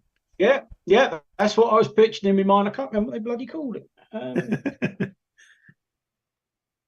Was it the Hellcat? It was the Hellcat. Well done. The most effective tank destroyer that America had during World War II was actually a small vehicle called the M18 Hellcat. It didn't have a very powerful gun or much armour, but it was the fastest armoured vehicle ever developed until the turbine-powered Abrams tank was designed decades later. Yeah, Hellcat was the most effective US tank destroyer of World War II. It had a higher kill-to-loss ratio than any other tank or tank destroyer fielded by US forces in World War II. Kills claimed were 526 in total, 498 in Europe, 17 in Italy, and 11 in the Pacific. Thinly armoured, very fast, no risk. Now, you all know what this tank is because you already mentioned it. Yes, it's a New Zealand tank, yes. It's the Bob Sample tank. Bob Sample. It is. One of his versions, yes. It's legendary. Yeah. Oh dear. It's not the first version. Look at it. It's not the first version with the corrugated iron on it. Yeah, that's right. With corrugated iron. Yeah. During World War II, New Zealand may not have been much of a player during the conflict, but their government felt that a Japanese invasion of the island nation was imminent and that a lack of tank force would leave them helpless. Acting as the Minister of War for New Zealand during World War II, Bob Semple set out to develop a homegrown tank that could defend the island. In reality, the creation developed from his plan would have done very little to prevent a full-scale invasion. Not much more than an armoured tractor, the Bob Semple tank was as strange looking as it was awful, using relatively thin corrugated steel and guns that wouldn't have done much damage against real tanks. The Bob Semple tank went down in history as both the weirdest looking and worst tank of all time. There you go. Yeah, I'd say it is a legend in you know, the community. The Bob Semple tank is legendary. I mean, just look at it. In the corrugated box on tracks. I mean, it's fucking useless. It's so useless. It's brilliant. Yeah. And that was your tank quiz. Thanks for that, Paul. Oh, thank you very much. I saw one or two things in there I'd never seen before, particularly that dirty great big Russian thing. Yeah. Bloody hell. Now you got to guess the. I enjoyed it. Now you got to guess the mystery scientist. Oh, the mystery scientist was a person known as the father of the tank. Who could that be? Anyone know? No. Father of the tank. I'm not getting any inspiration from that lot. French guy. Yeah, sorry about that. Back. French guy. Was it Etienne? Was it Etienne? Jacques. Yeah. Well, it's not. If he's French, he's not going to be called Jock, is he? No, not Jock. Jean. Jean-Baptiste Eugène Estienne. There you go.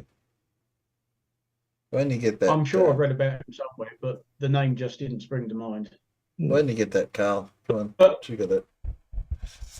having said all that, during the First World War, the little French tank. Here we go. Here's one I prepared earlier. Revolutionised tank design. I mean, the English tanks might be more effective, but this was the first tank to have a rotating turret at the top. I think that's one of those in the Australian Bomber. Tanks have featured that ever since, you know.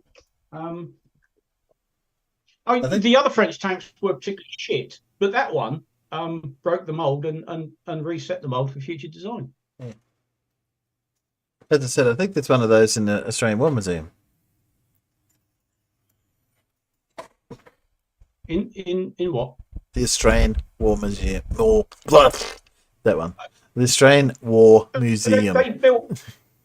They built so many of those. The little the Renault FT17, and they built no end of them, and they let other countries build them under license. Some of America's first tanks were an American version of that, and they were still being used in the Second World War. They've got a couple running here. One of the places I go to here in the UK, they've got two 1917 examples, one with a turret and one that was used as a radio command post. And the commander in the turret basically had to do everything because it's a one-man turret. He didn't even have a seat. He's got a leather sling that he sits his arse on when he does want to sit down. But it revolutionised tank design. Yep. No, they do have one in there. Like I say, there are other ones. There are other ones. No, the Schneider and the Saint Chamond shit. Yeah, Australian War Memorial. There's one. Yeah, go because I recognise it because there's such a colourful tank. At the start of the war, most countries who'd got tanks, they painted them in very bright colours. And then after a little while of use, realised, what's the fucking point? Because they all end up covered in mud. There we go. Found it. That's it. Yep. That is a French style of camouflage that they carried over into the Second World War as well. Yeah. Multiple colours, and then they outlined everything in black. And when you're trying to do it on a model, it's a right pain in the arse. Particularly with the little thin black outline. Yeah. Just giving that right. Yeah.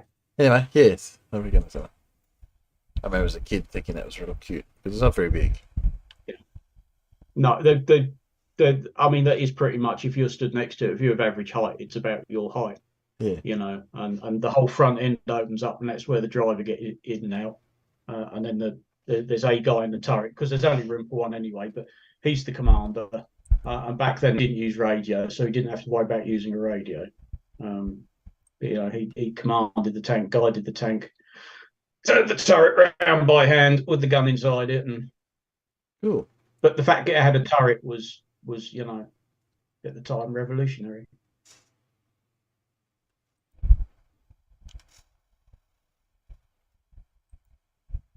Picture of one in action. Something like that. Yeah, anyway, moving on. Sorry, gotta come back to Flat Earth. So let's pick one of the intellectuals. Do you want to see one of the shortest straws I could find? Shortest straws? Yeah. Chair. Yeah. Shortest straw. I'll put this up in here. Okay. Is he too nasty? It's a Leo. You'll see what I mean by short straw in a sec. I see two NASA legends and old school ISS astronauts not only expose themselves, but the ISS as well. Essentially, these two guys get asked one question that should be so easy to answer for these two space legends, if of course they claims what they've said were true. But of course they're not. And as a result, we have a clown standoff here in response to this question they're asked. Responses of these two space legends. They have to look at each other, waiting one for the other one to respond, because each one doesn't know what to say, because clearly they're liars, clearly they haven't been to space, and clearly they haven't hurtled around a cannonball flying through a vacuum in a space station, as we're about to see. So let's have a look. Whilst from in Mark space, Cameron. This is from Mark Cameron. Whilst in space, have you ever looked away from Earth into the black void? Oops. Yeah. Because you can see. Yeah. Guys, you blew it. You were waiting for the other one. Each one of you was waiting for the other one to respond. It should have been a natural response based on a real experience. There was nothing natural. You were a pair of clowns looking at the other one for reassurance or to say something so you could enthusiastically go, yeah. Any Globie watching this who's done any psychology... So, do you think that's a pretty short straw? It's like, looked up for a few seconds, make sure I wasn't going to talk over the other guy. Well, that's it. They were just being polite. Oh, which of us is going to speak first? That's why you get that pause. I mean, good grief. But this is Adam, and he just makes shit up all the time. Oh, yeah, he's already said, these are lies. They've never been to space. Yeah, righto. He started off with that, and also started off trying to explain, they didn't know what to say, because as I'm sure Matt would be saying, this is what he does. He sets it up and tells them what they're going to see before they see it, and then he shows them, and then says, "This is what you get." What's happening? Well, he's right. But that's what flat earthers do. They're steering you in the direction they want you to think already. They're not just presenting it as is and letting you form your own opinion. No, this is you should agree with me. You should form your opinion to match mine. I'll give you some feeders. Right, here we go.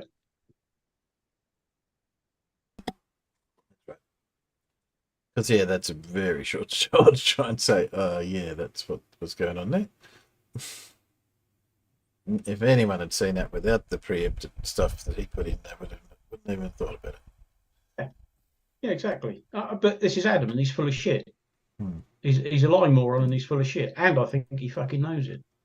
Yeah. Well, his videos of late of getting less and less sensible. Not that they're sensible in the first place, but if you know what I mean, it's like he's grabbing up very smaller and smaller. He's desperate. He's running out of stuff, isn't he? Yeah. Right. Like they all are. Okay. Well, talking about people who are desperate. Well, desperate's not the right word. Good morning, good evening, good afternoon, wherever you may be. CC here, Chris, from New York, Westchester County. It's 11/9/23. I'd like to review a few things with you. And I want to get into natural clouds with you, water vapor. I'd also like, and I brought this up in previous videos of mine, where if somebody loses a limb, maybe a finger or something, okay, their body still thinks it's there, okay? And I believe that these are memory cells that they're feeling in their body, Now, if a cell has memory, we've never seen one before, have you? I really haven't. To get a microscope, or have you seen a neutron star? Have you ever seen one of those? Oh, sorry. If a cell can hold memory, why couldn't water hold memory? Follow me on this for a second. I want you to think about clouds that are moving from continent to continent that very well, I believe, could be gathering information and sending it to the next continent. Okay? Water vapor. Water itself. How? I have no fucking idea.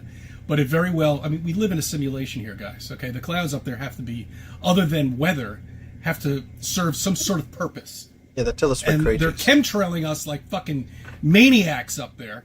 They have to be doing something, okay? If they were killing everybody, everybody would be dead. They're doing a slow kill? I don't know. I really don't know what those fucking chemtrails are up there and what exactly they're dumping out or off out of the airplanes. I have no idea. And I'm not going to get, that's not the reason for this video. It doesn't make a difference. That'll be covered in another video sometime. I don't know when. Now, what happens if the chemtrails, and I've seen this myself, when they go through clouds, you know, remember I call them lollipop clouds, you know? But the problem is with that is they don't stay like lollipops with a stick coming out and a nice puffy, you know, cloud up in the sky.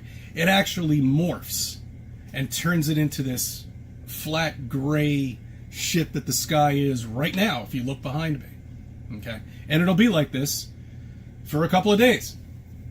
Possibly some rain, maybe not. But what happens if that, by dispersing that, that's killing the memory of these clouds that are going from continent to continent? Now follow me on this real quick, okay? Look, there's a reason why there are pyramids all over the world, okay? On this flat plane. And it could be also the 100th monkey, but hold on, I've spoken about that several times. But let me go back. And what happens now in ancient technology? They could have had technology that we obviously don't know about. I mean, they could have had anti-grav, they could have had ships, they could have had all sorts of stuff back then, and went from continent to continent and shared their knowledge with the people that populated that area. That could very well be too. I don't know, but I think there might be something with the clouds too, that when they're going around all over from continent to continent, somehow or another they're gathering possibly information and dispersing it to another population. I don't know. Just, you know, follow me. All right, we're having fun here. It's flat Earth. Everything is possible. I'm serious. Everything is fucking possible. Okay. Except NPCs. Real quick. All right. These are the people that are walking around wondering what the hell's going on and what they should be doing next. Perfect example. I was at the gas station the other day, and this happens sometimes. It's happened to me. I get gas all the time because I drive. Sometimes when you fill up your tank with gas, all right, it doesn't stop. It keeps going, and then it spurts all over the place. Now, that's something to do with the pump, or it could be something to do with your car. I'm not sure. I'm not a technician. Okay? I have no idea what that is and why that happens once in a while. A girl next to me experienced that, and you know, she has her baby in the car. That was one of the first things that she said to me. Oh my God, my baby's in the car. What do I do? You see, she needs to be told what to do. She has no instinct. You see what I'm saying? All right, with something like that, she probably has instinct with other things, but with something like that happening, you know, my first instinct would be, hey, just wipe it off of the car. Take some Windex or whatever you got around that's available and wipe the gas, area right there where the gas has gone over onto your paint of your car, which will destroy it if you don't get it clean. And just do that and spray the wheels a little bit. You know. Other than that, there's nothing you can do. All right, but she needed to know what to do. You see what I'm saying here? Are you following me on this? All right. So you're saying you're the cure.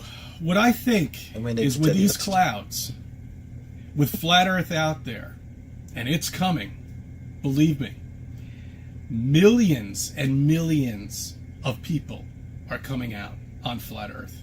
But it's coming. Could be a reset too. All right. She needs to be witnessing the reset. See, some NPCs you can't get to. There's just no way. They have no hope. Okay. They believe Biden's doing a fantastic job. These are the people that I'm talking about. Okay. They believe they live on this spinning ball in space. You know, they believe all of this nonsense. They believe the scientists are telling them that they live in a galaxy and in a solar system. They believe all of this. And when you go and approach them and tell them that it's all bullshit, they can't get it out of their head that they've been lied to. Okay. All right. Anyway, so I think that's it. That's one of my beliefs of the clouds, that everything needs to be reset, an update, shall we say, where everybody just wakes up. See, it's NPCs will wake up once the reset does happen. Okay, And that's the reset that is going to happen at some point. When again, who knows? But it's going to happen soon. Platforms that have millions of subs to it. Some are real, some are not. But, you know, who knows? I thank you for subbing. I thank you for viewing my videos, and let me be a part of your life. Well, that was something. Right. That's Yeah, that was a bit. data banks. I thought they were just cloud banks, but apparently they're data banks. Well, when they say store everything in the cloud.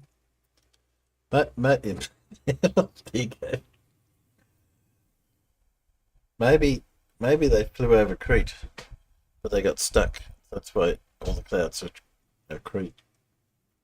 Something along those lines. Well, that was no good. Ah, well, I think we need an Everett. Let's do an Everett. Yes, I'm never.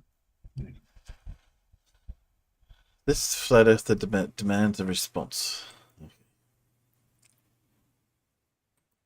Oh, this guy's particularly.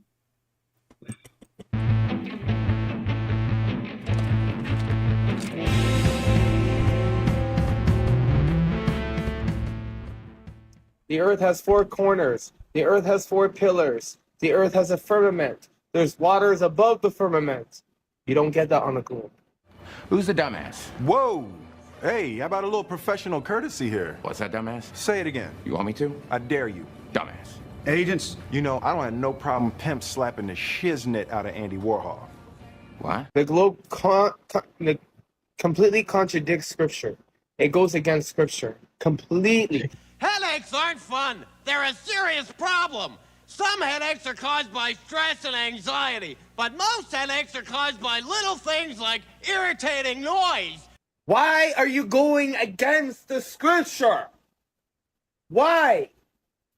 Why? Well, I'm sure it was an accident, sweetheart. An eye for an eye. That's what Dad always says. I never said that, honey. Shut up! Time to teach Peter a lesson. Marcia, eat a Snickers. Why? You get a little hostile when you're hungry. Better? Better. Marcia. Jan, this isn't about you. It never is. The earth was set on a foundation. You don't believe that? But you believe man, though, right? You believe men and their theories, though, right? Over God's word. If I tell you the truth, I'll tell you a lie. But if you call me false, I'll also tell you a lie. I'm not here to spread theories like you. You're the one here spreading theories. Ooh, maybe I am and maybe I'm not.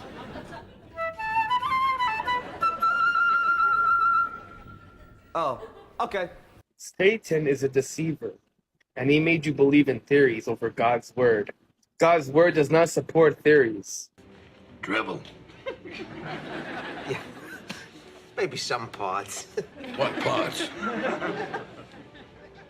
The, drivel parts.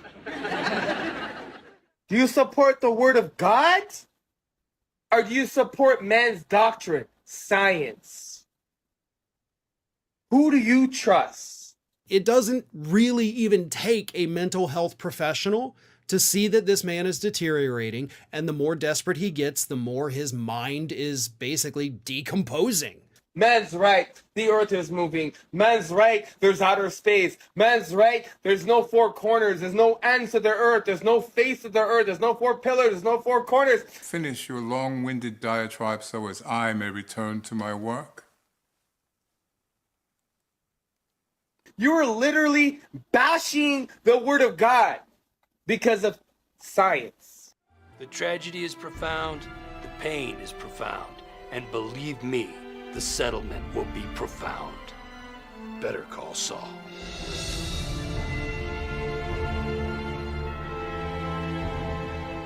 I believe in real science. There is real science that is legitimate, but the science that's not legitimate is pseudoscience. Pseudoscience is illegitimate.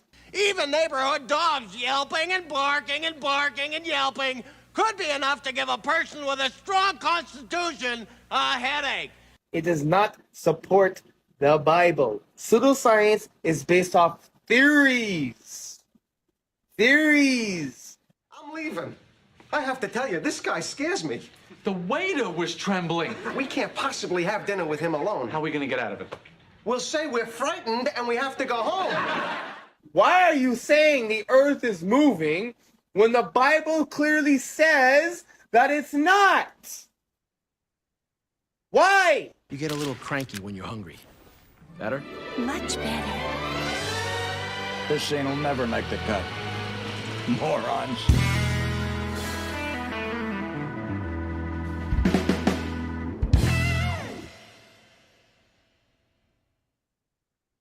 Yes, Bible also says not to tattoo your body, but he didn't seem to listen to that one either. There you go. Well, I'm in a quandary. Are you trying to say that tattooing a spider web on your throat is not a good way to make you look credible? No, I'm just saying he takes the literal word of the Bible. Oh, no. I'm pretty sure there's a passage in the Bible saying you will not mark your skin, as do the heathens. Words to that effect. But anyway, your body is a temple to the Lord. Do not. My body's a temple. Well, I'm just saying, if One he's of those, going to take the one Bible, of those overgrown collapsing ones that you see in the fire. Another sort of temple you mean. Yes. He was, sort of ones you get Laura Croft exploring. Oh, hello. Yeah. Come and explore my temple. Yeah. Yes. Fanatic. Well, I'm in a quandary. I was going to play some Som because I haven't watched any of Toon. So, what's the vote? To put on some Som? SOM. Farmers is not a fan. I'm not. Yeah, but don't go by just me. Did anyone watch it? I mean, to be honest, I haven't really watched it, so I don't know what it's like, because I can't say I've watched it. I haven't seen it. I haven't. Nah, let's put a little bit on. Let's see how bad it is. Toon Live. I'll just queue it up. Give me a sec. Some about here somewhere. Yeah, good stuff. I like them. And oh my goodness, we have Sam back. Sam. Whoa. What happened? Apologies for that seeming selfish incident. 1,000 apologies. I don't know. I received like multiple denial of services. I wasn't going through my Chrome. I don't know. This did not happen like the whole day. Now that I'm trying to join the debate, I don't know who is hacking or anything, but it was just denial of services. It's probably the French mimes that are doing it. You cannot trust the French mimes. Okay, I need the password. Yeah. I need the password now. Back from Hamas. Back from Hamas. Probably not. What? So the P word is no matter the shape, the password. Yeah. Because the access has been granted, right? Yes. Now I just need the password.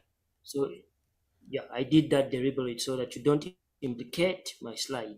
Okay. So the password is caps lock on. Okay. Without spaces. Just a second. I don't have a caps lock key. I remove the caps lock key. So does it help? Can I do it if I just press and hold the shift key? Yeah, sure. It works the same way. Awesome. Thank you. Just don't click anywhere. Yeah. All right. I'm ready. So no matter the shape, this is the next word. Dome is real. The dome is real or dome is real? No matter the shape, dome is real. No matter the shape, dome is real. That's you typing it. I got it. That unlocked it. Okay. Oh my goodness! All right. Are we live?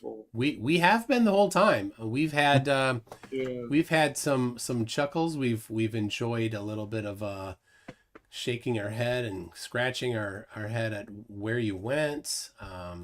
Apologies for that incident. I don't know. I had to restart the PC. Had I thought that earlier on, I would have been back in no time. So I had to go vegan. What? By force. Everybody has to go vegan.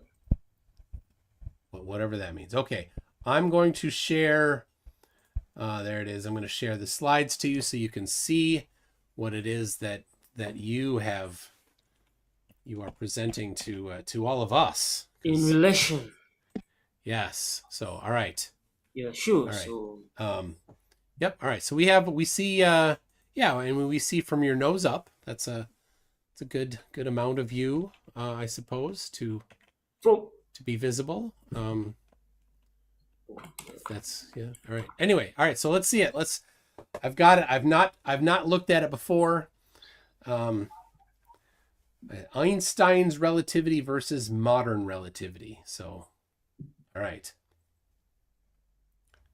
Absolutely. So, okay. Yeah, we look into this relativity. All right.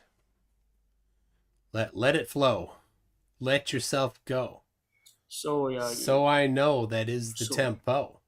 So, yeah, let's do this. So let's do this. We've got globes on the other side. We've got flat earthers on the other side. Let's talk relativity, regardless of the shape of the earth. So Albert's theory on relativity is famous for predicting some really weird phenomena like astronauts aging slower, people on Earth. Solid objects changing their shapes at high speeds.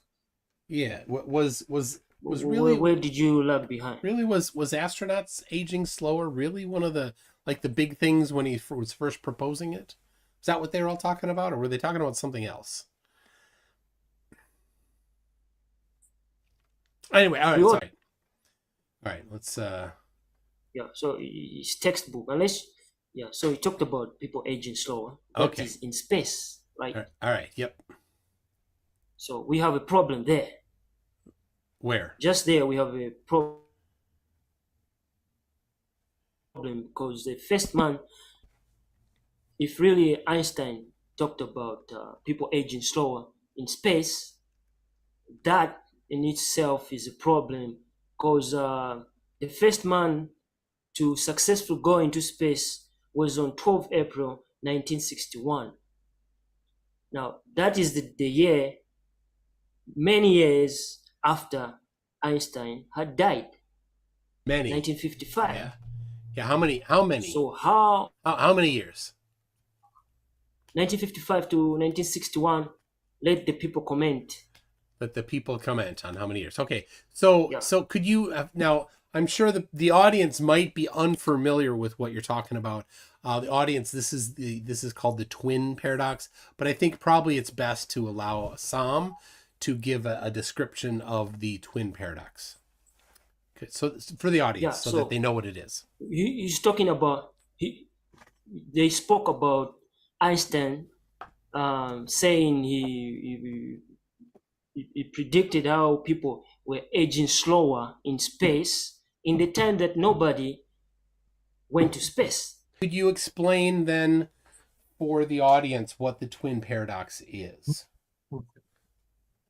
You explain what the twin paradox is, because I had a problem. The more I was reading through relativity, the more I become less smart about the subject. I believe you. The more I knew, the more I knew little. Yes. When I was trying to force myself through.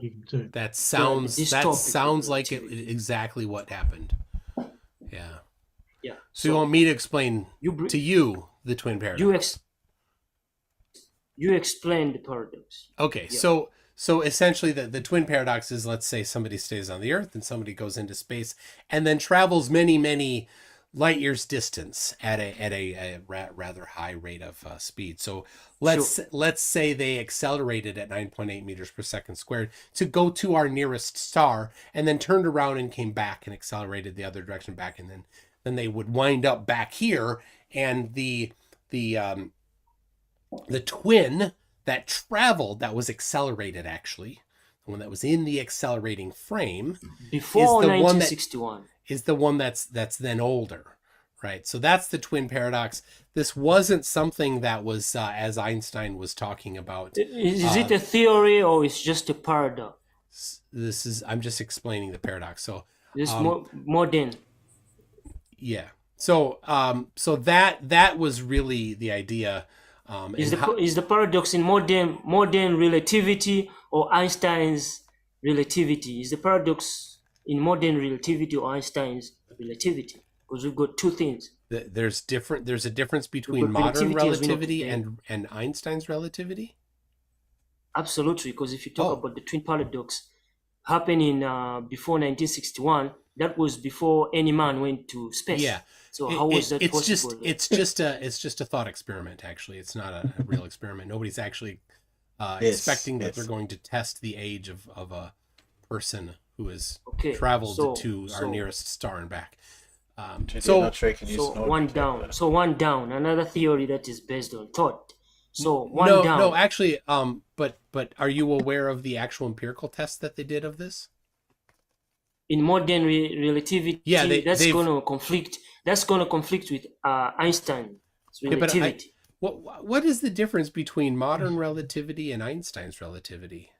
Modern relativity is the things that we write about Einstein in conclusion of what Einstein, the things that he did. These are not really actual things that contained in Einstein's relativity. Now, are you aware of the actual? So the twin paradox is about one of the features of relativity called. Let the audience know what that's about. The feature. You know what that's about? It's a feature. The twin paradox exhibits a feature of relativity called. Do you know what it is? The audience? Time dilation. Yeah. Yes. Okay. So now, are you aware then of the experiments that people have done about time dilation? People are doing experiments out of ambition. A lot of experiments, and that theory, relativity is just a theory. It can't be proven. Okay, no, but I'm asking you. That's not how theories work. But I'm asking you for what the experiments are. That can you reference some of the experiments that people have done to actually test time dilation? Just because if we're going to talk about relativity, we really need to talk about the experiments that people have done about it, right? So sure, yeah. Which of the time dilation experiments did you examine and find to be lacking maybe? Myself? Yeah. Like which of the time dilation experiments did you think are the ones that we should talk about right now? Like I told you, the more I digested and do these things, the more I became less smart. Correct. So yeah, I believe you. I wasn't interested in it. Okay, so you didn't look into actually any of the experiments on time dilation? I did, but they just became more boring and hard to believe. No. So I couldn't keep that in my medulla for. Did they kind of? Was it a little hard to understand? I mean, relativity is sometimes a little challenging to understand, right? No, it's one of those books that you trying hard, but that's a good idea. Which book did you read? Book or books did you read preparing for this? Or what resources did you read on relativity? I mean, obviously, you probably went through, for example, this book. You probably spent a little bit of time reading on the application of general relativity and but in summaries, summary, of course. And Einstein's Butter equations. Yeah, did you work through any of his Butter equations?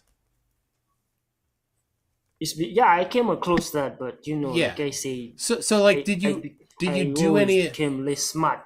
Did you do like watch any of the or go over any of the Experiments? derivations of Einstein's butter equations? No. No. Okay. All right. No comprehendo. I believe you. Okay. Well, all right. Let's Back to move the on. slides. Yeah, we'll move on. All right. Here we go. So I had a point.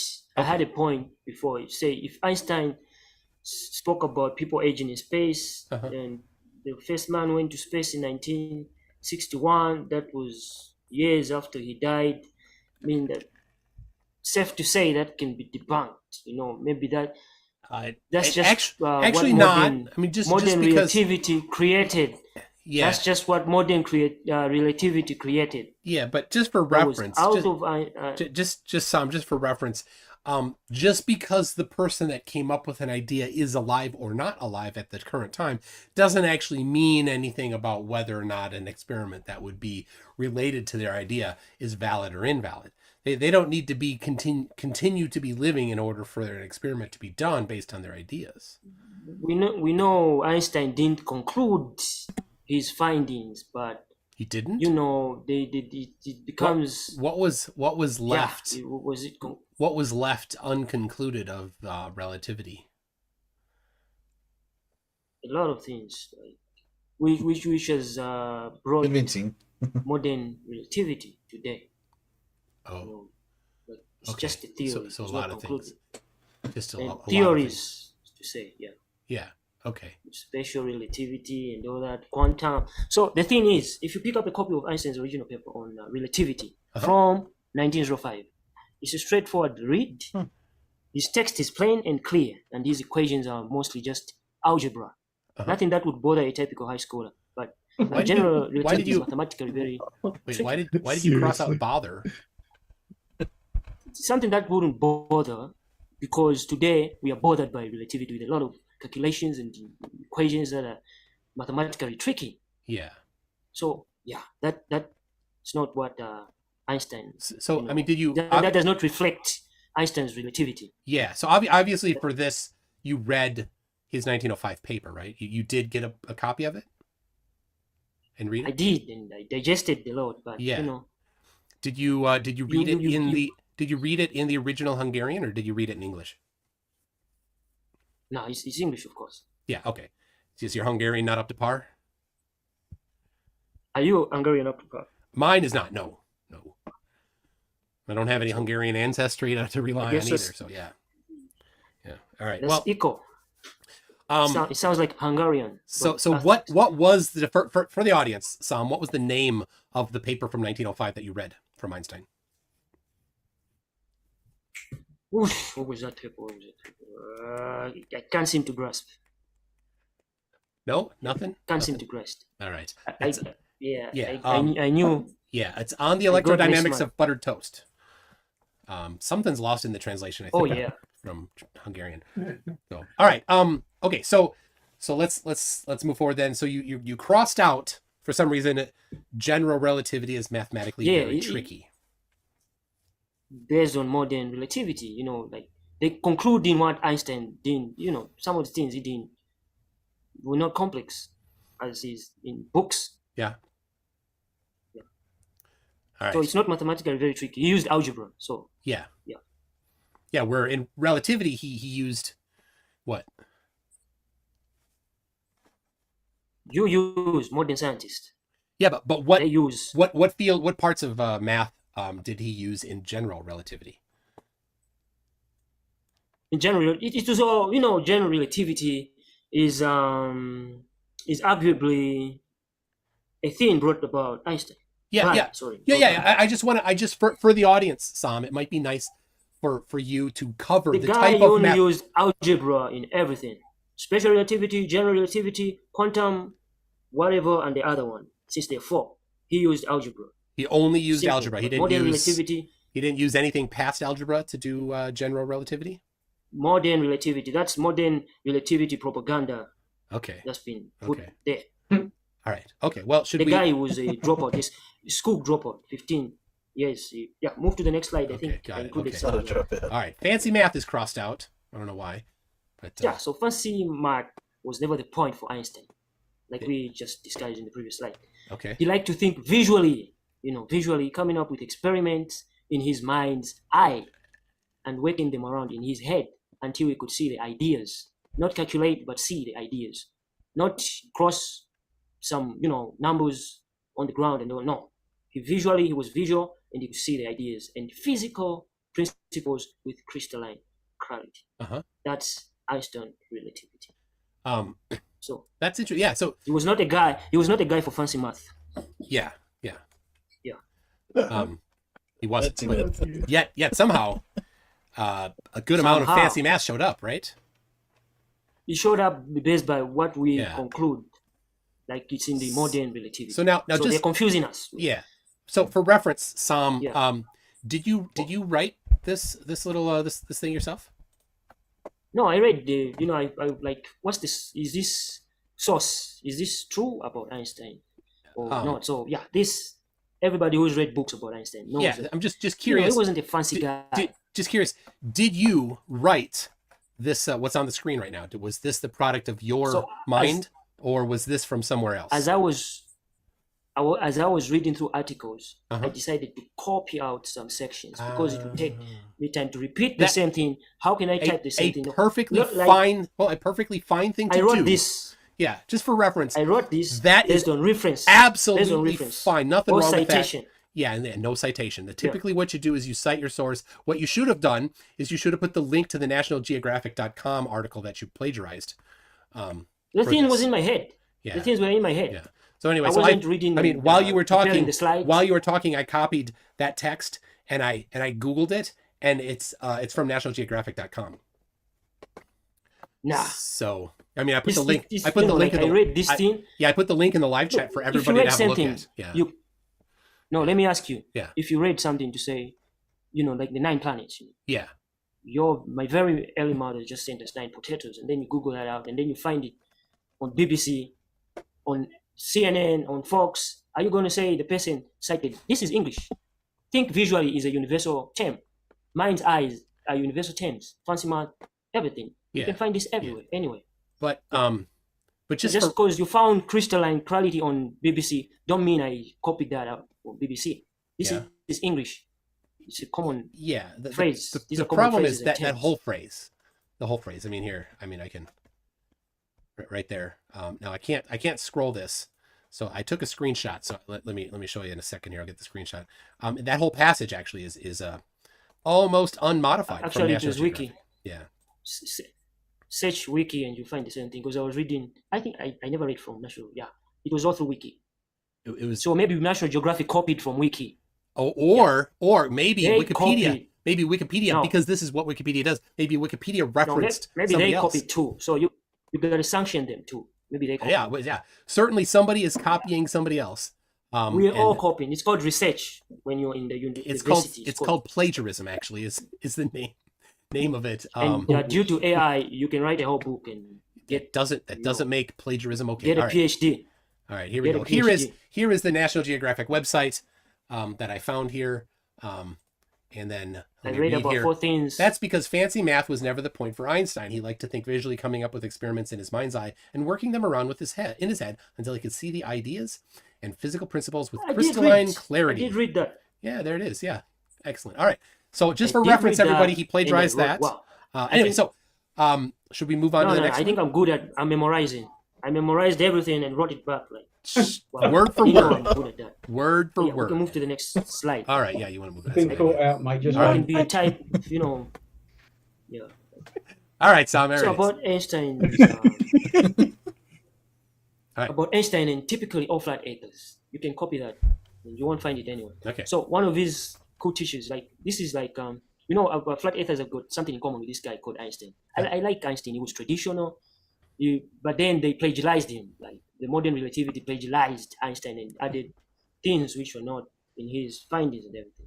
But he's a cool guy. All right. Einstein is typical of flat earthers. Go ahead. So one of his cool teachers did tell him that he wouldn't amount to anything. But this was probably more to do with his desire to question everything and his refusal to accept things as fixed, like me and all the flat earthers. So Einstein did initially. He left school at 15. And he failed some exams. Yeah, that's adorable. That is adorable. Yeah. So no fancy math. No fancy math about this guy. Oh, no I mean, but complex- he did do a lot of math, some pretty serious math. I mean, can you do the based on indoctrination? Yeah, can you do the Minkowski math that he did, or the tensors? I would do my own math, and since the other people would come in the later generations and see these things to be cool. Does the math that you do involve tying rocks to things? It has to be something nobody has ever done, so that no one will object and say this is wrong math. Okay. Because All right. Well, let's. Maybe all his math was wrong. Maybe. Nobody can prove something that is new. Well, you can. Actually, no what you want to do is you what go do we test call it. it? Somebody has a hypothesis, you can go test it. Something like test. Yeah. Yeah, but there's when you're dealing with numbers, what do you call? Is it balancing or I don't? Yeah, that thing. Yeah. All right. Well, let's move on then. Okay. So he did not actually reject though, because he completely accepted it. He clearly. Yeah. He rejected the system of indoctrination. He came up with his own. Huge parts of relativity is based on things he learned, things that other people had figured out. Don't don't forget that Newton. Yeah, he based a lot of things on Newton. And Einstein objected. Actually, so is modern day relativity. What do you mean? He objected? Gravity. Einstein was objecting some things about gravity that Newton did. Hold on. Let's just read a quote from Einstein. He said, "No one must think Newton's great creation can be overthrown in any real sense by this or any other theory." He said it cannot be overthrown. His clear and wide. Hold on. Let me finish. Just 2 sentences. All you need to do. His clear and wide ideas will forever retain their significance as the foundation on which our modern conceptions of physics have been built. There it is. That's Einstein's quote. So, partly in the interest of not saying something, otherwise we're just listening to this and don't want to get a copyright strike. Einstein. The reason why Einstein left school at 15 was that he didn't like the school he was at, and the teachers found him annoying because he was a bit of a know-it-all. And and he left because his parents were going to Italy, and then they put him in another school which acknowledged how smart he was.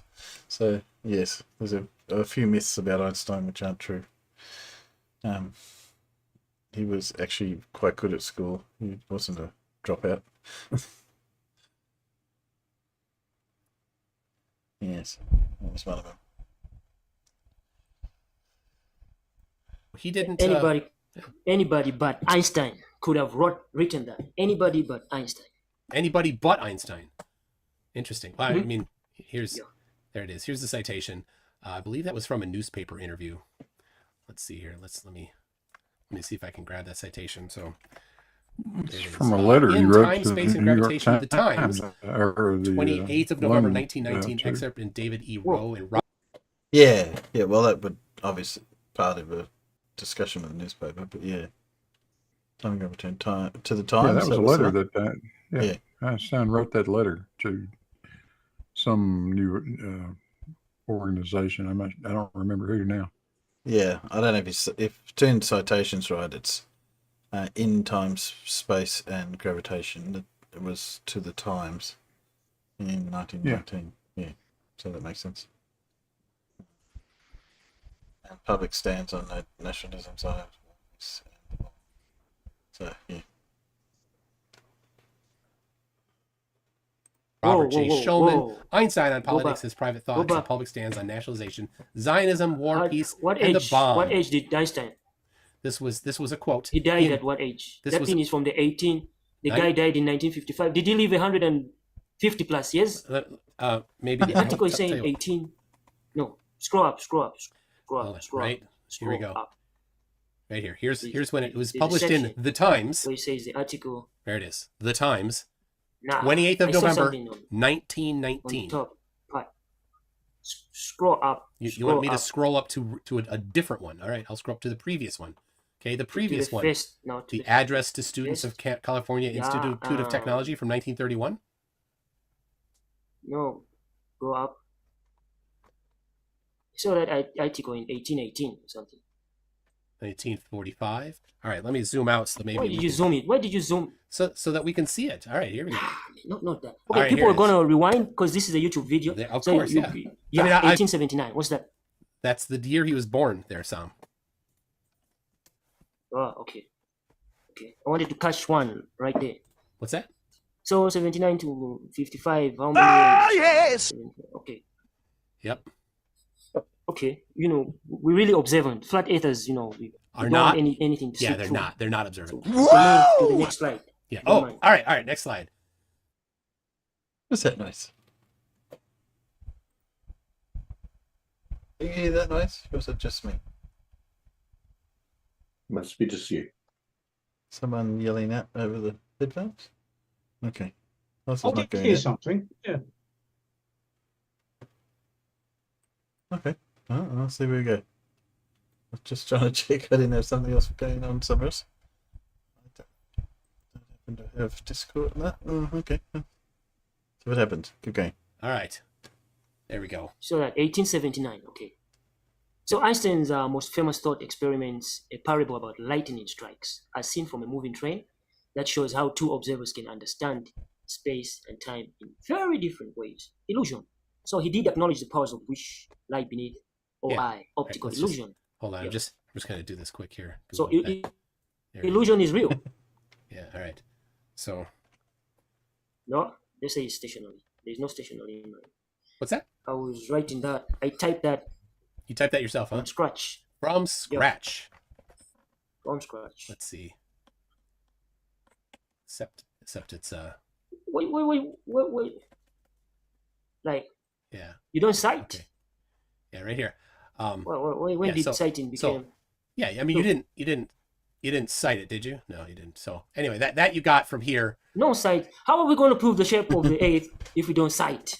Yeah, I mean, yeah, you should cite, definitely. I agree. You should this cite. censorship. This is censorship. It's not censorship to expect This you is to cite. censorship, This is favoring I've the just globe. what I've done is I've shined a spotlight on plagiarism. Are you working for YouTube?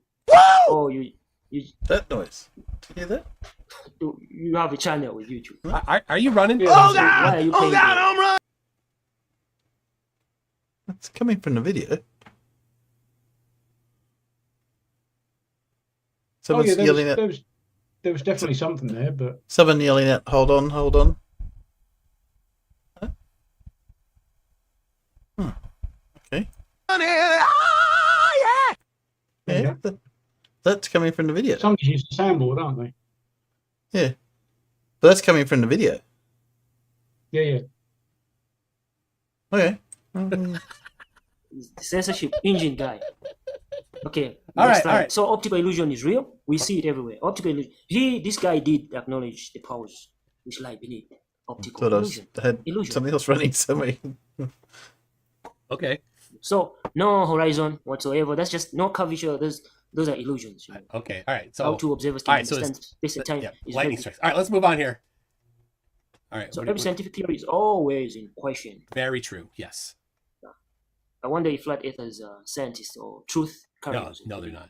But anything that to do with the scientists, hear me well, is question. It's in question. That's right. It's not 100%. It's prone to errors.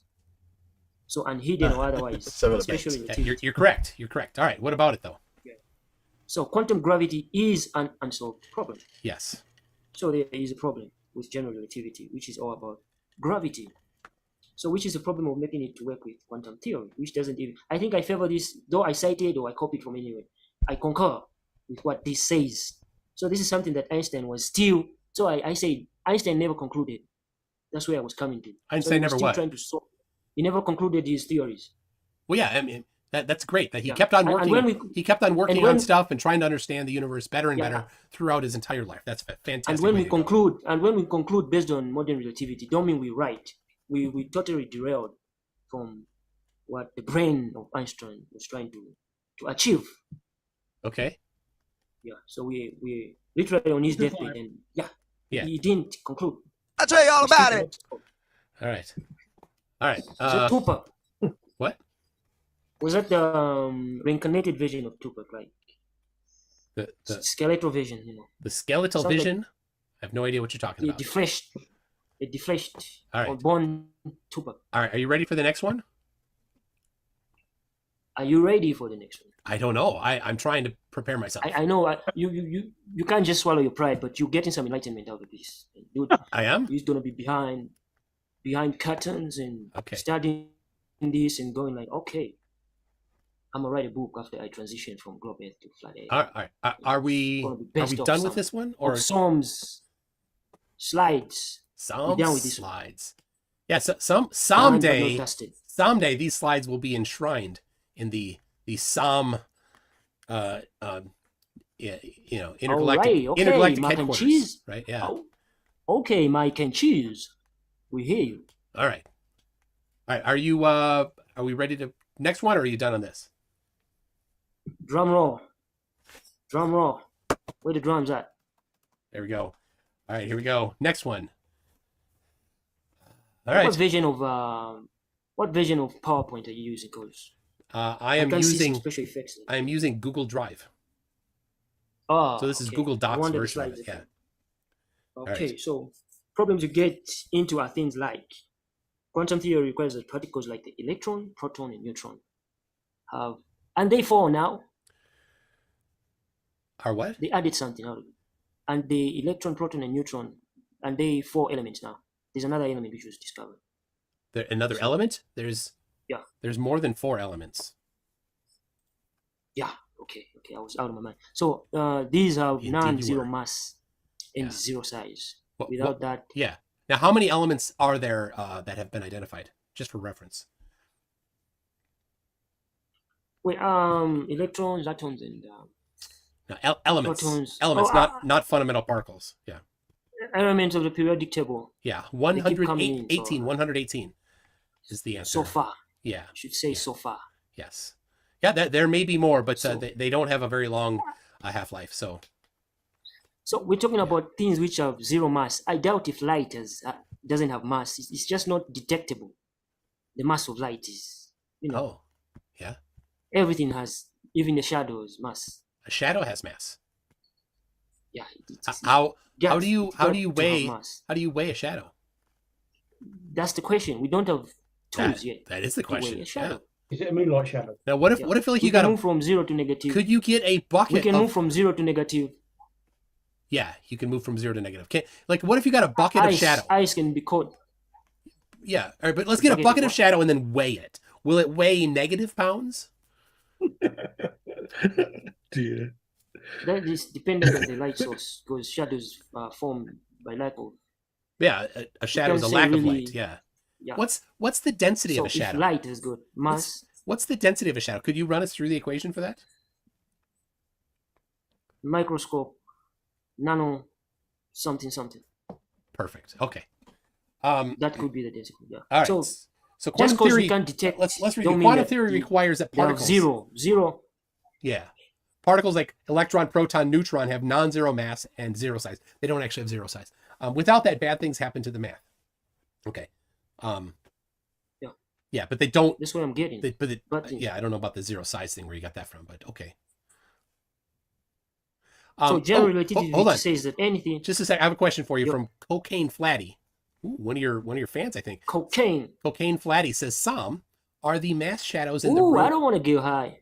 Hold on, let me finish asking before you answer. Says some are the mass shadows in the room with you now. Absolutely, like you ever observed ants? Like when you're moving, you're walking, and the ants they pause when your shadow goes above them. The ants. Maybe the shadow. Yeah, ants stop moving when. Maybe people's shadows are scary. I don't know what makes. I don't know. And stop moving when they're in your shadow. So things like that. This is deep. This is groundbreaking. This is cocaine deep. So let me. I mean, you're kind of getting. You're kind of spinning here. General relativity says that anything that has mass and is of zero size is a black hole. You're not familiar with the Schwarzschild radius, apparently. With a non-zero sized event horizon from which nothing can escape, and without that, bad things happen to the math. Okay. Yeah. Okay. What about every particle is a black hole from which nothing can escape. Well, shadows can escape when there's light. How can a particle decay and thereby emit? So shadows decay from light. What the hell? So every particle is a black hole. Shadows decay. Every particle without mass, even air, is a black hole. That's what they say. Air. Shadows. Hold on, I want to examine this. Shadows decay from light. Absolutely. Abso-frickin-lutely. No. Yeah, from when they're not in the opaque of light, because light is everywhere. If it moved, we would not have shadows. That's not big enough. So light is an opaque thing. Light's a what thing? It's an opaque. It works in opaque. Opaque. Yeah, opaque. You have to pronounce it differently. Does that help? Opaque. Yeah. Now, Rachie is asking if you can elaborate on that point because she does not know what you mean. On what? The point that general relativity says that anything that has mass and is of zero size is a black hole. Of course, completely ignoring the Schwarzschild radius, apparently, with a non-zero size event horizon from which nothing can escape. And how can something zero size? So, are we talking gases here? And I don't know. This is your thing. Just because we can't measure the size of gas, don't mean it has no size. But we can measure. Those are just undetectable measures. But Sam, we can measure the size of gas. The quantity. Did you know that we can measure the quantity of gas? Oh, based on now, yeah, okay. They say they can. How? Let's see what they've come up. How? Do you have a video or anything? Yeah. A video. The size. I can just I can. The size of gas. The size of gas is you put it in a container. That's how big it is. If you let it out of the container, then you don't know because you don't know which particular portions of the gas you're interested in measuring. So. Does gas have mass? Gas does have mass. Does gas have mass? Yeah.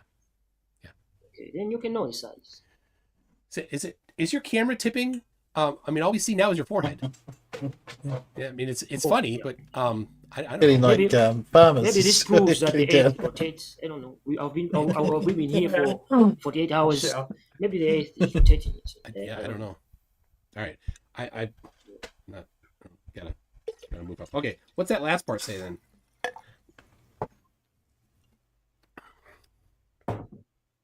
How can a particle decay and thereby emit something?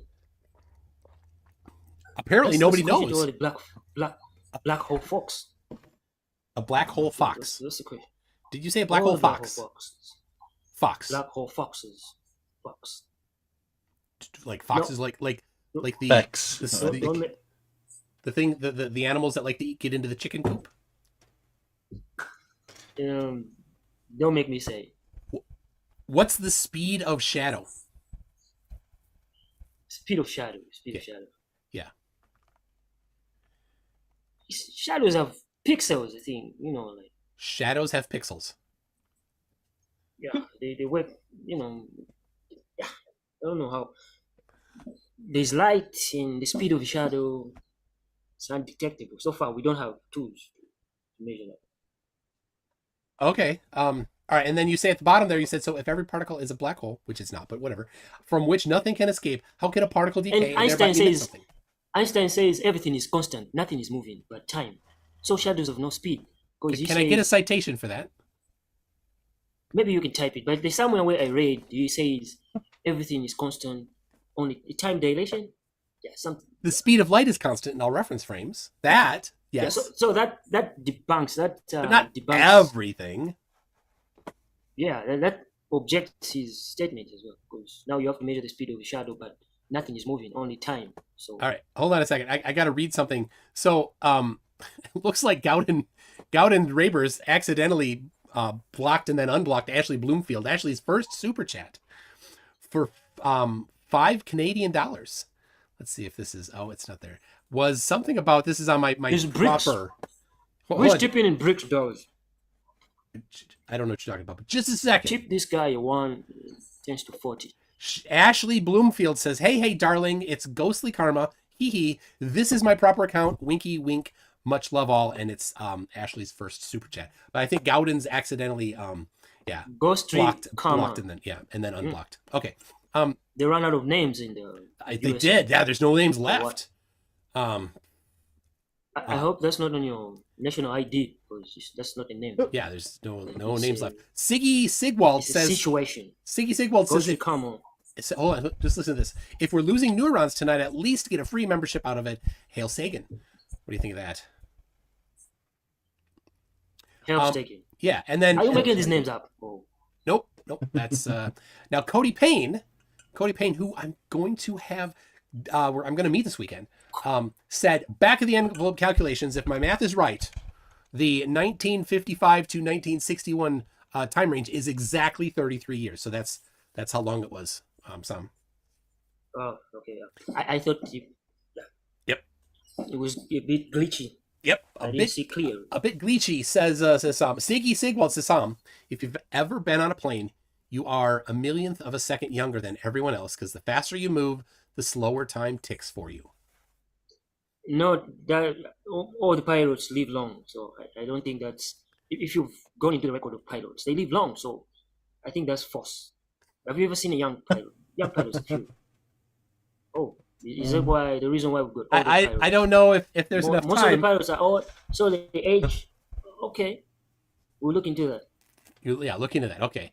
Pat the chat says, are Einstein's buttery equations salted or unsalted? So salted? Salted. There it is. Yep. Pat in the chat, salted. Brian Peck says too, and this is like repeatedly punching a toddler. Are you a toddler? It depends from what angle you're looking at it. You know.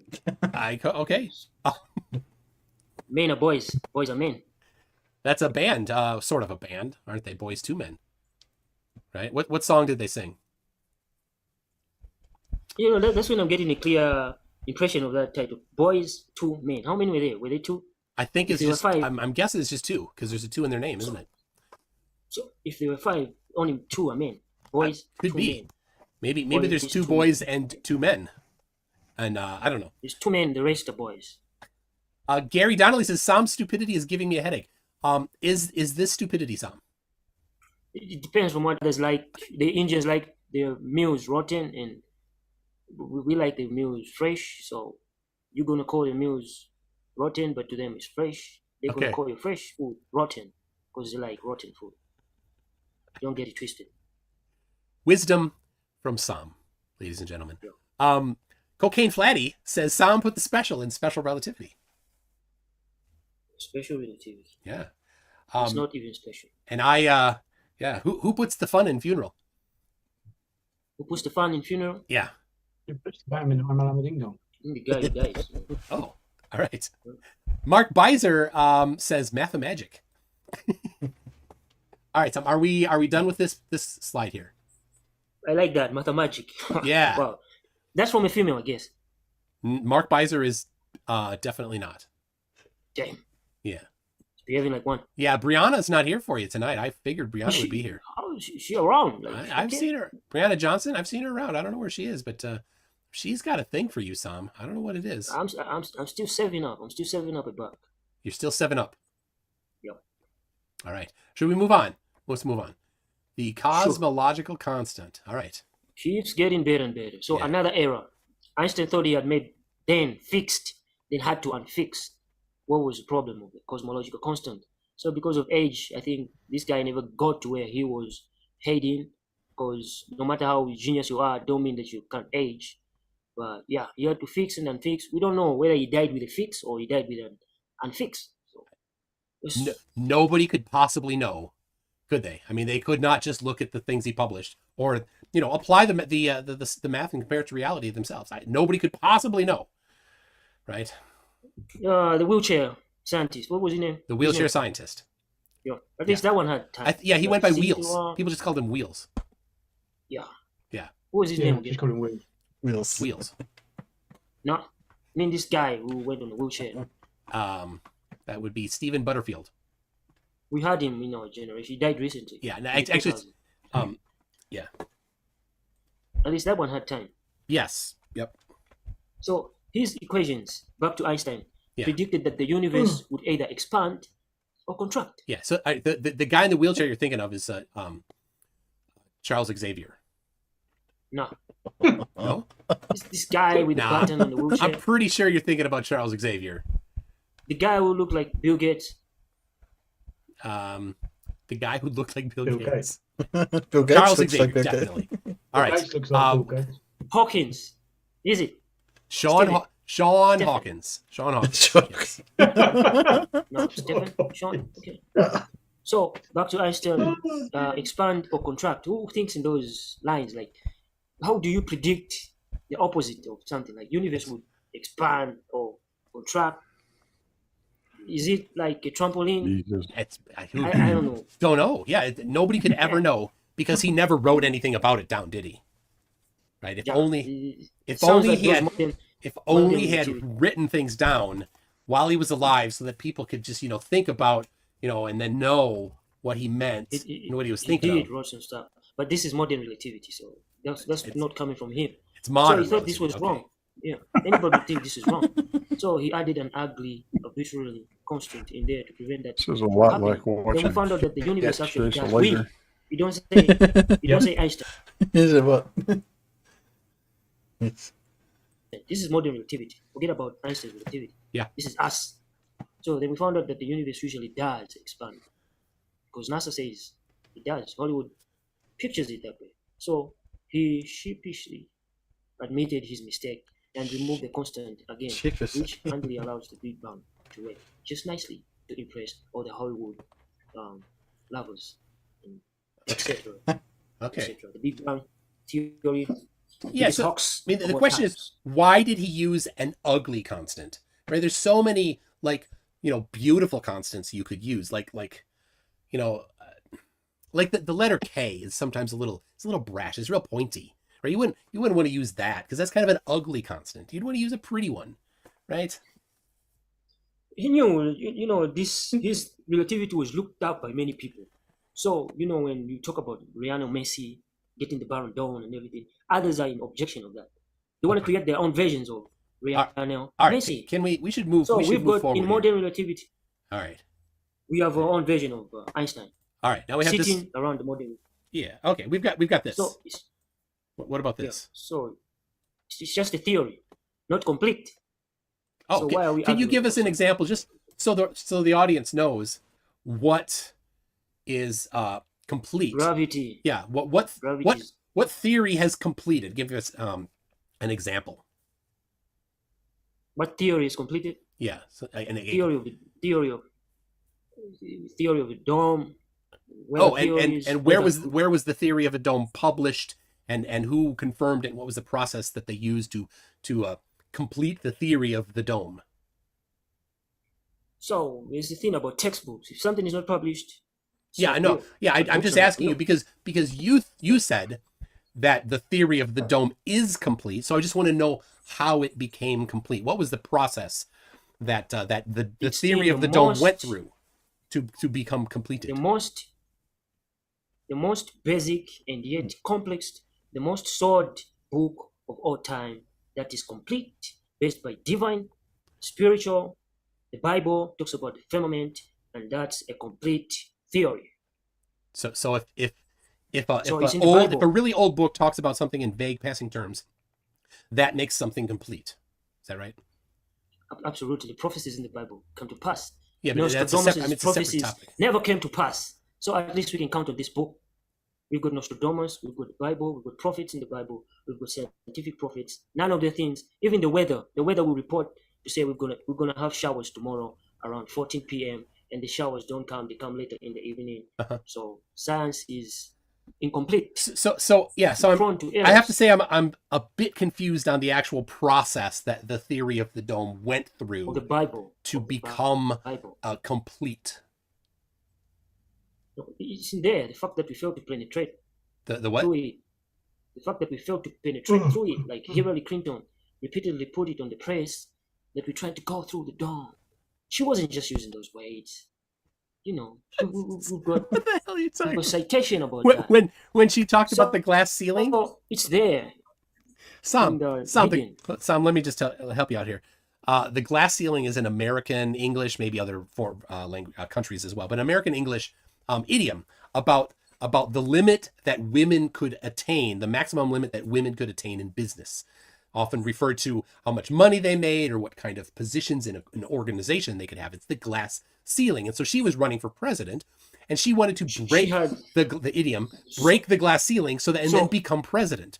That's what it's Wait, about. so you are telling the whole world that that was a coincidence because NASA was launching something at that time. She said those words. Oh, what were they launching? There was some experiment or something. Well, which one? They sent out a rocket around that time. Okay. Which rocket? In order to find which one, you can pinpoint the date that she alluded those words and see what NASA activities happened around that time. Then we can pinpoint. You get? Yeah, but you're the one that you said this. You said this. So I'm just. There's a time. Yeah, they put all the things in record. She said those words when I don't know if it's NASA or some other space agencies did their thing, but it didn't work. So that was a coincidence. Okay. It's politics. There's no coincidence. Okay. Let me say just a thing for those viewing. Craig, I was just talking with Craig. He's got stuff at home. Yeah. We're gonna slide it half an hour back. So just so everybody knows. So anyway, I think we might call a halt there. Well, that's yeah. Yes. Rambling idiot. Yeah, pretty much. Yep. Yeah. He is that way. Well, Matt, as you haven't made to the show, I think I'll call it an end. We'll go home because you didn't come.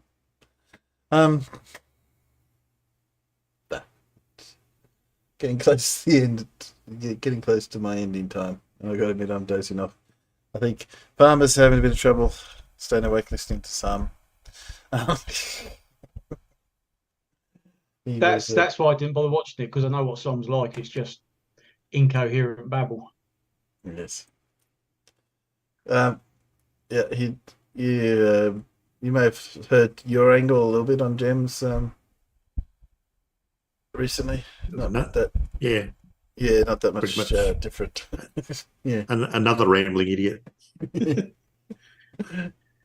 Yeah, except he actually talks. He talks into the mic while everyone is just chatting. Just rumbles on. Okay. Well, I think I'll call it a night, guys. Getting a bit weary. So if anyone wants to carry on, obviously we're at about 1 minute 50 into that one. They can pick up the rest of Tuned by themselves. And I think if you really want to punish yourself, yeah. I did have some other ones, but that would be punishing ourselves. One was Brian's logic, trying to explain why perpendicular tangents are just not right in spherical in circular math. that one's painful. Oh, was it what? Brian's logic one, yeah. I mean, Oh, yeah. That was a bit sad. There was a taboo conspiracy, but yeah, that's not it. Maybe I'll do that next time. Yeah. So, Brian. Brian, yes. His logic was, or not logic really. He measured a few things on a photo of Lake Pontchartrain, then drew this Earth that was, tiny compared to that. Said, well, look, see, therefore you can't fit this on that circle. It was bad. So therefore you can't have tangents on a circle. So yeah. I defy anybody to have a tangent to anything other than the curve. Yes, anyway, I won't play the whole thing, but I'll show you enough of the it's over here. So basically his logic is, well, he's drawn these lines, right? Yeah. Which he's taken from. I've watched it. I've seen it. He's drawn him. And then it is painful. Then he's transferred that to this, and therefore that doesn't fit on that. So therefore, it couldn't be possible to have a tangential lines. Yeah. Yes. It was very sad. Sad little man. as the quote from Toy Story goes. Okay, guys. If you guys want to say goodnight to Peanuts, I will end the stream. Good night, Peanuts. Good night, Peanuts. Good blame Matt for not turning up. Good night. Okay, see you later. Good night, guys. Sorry for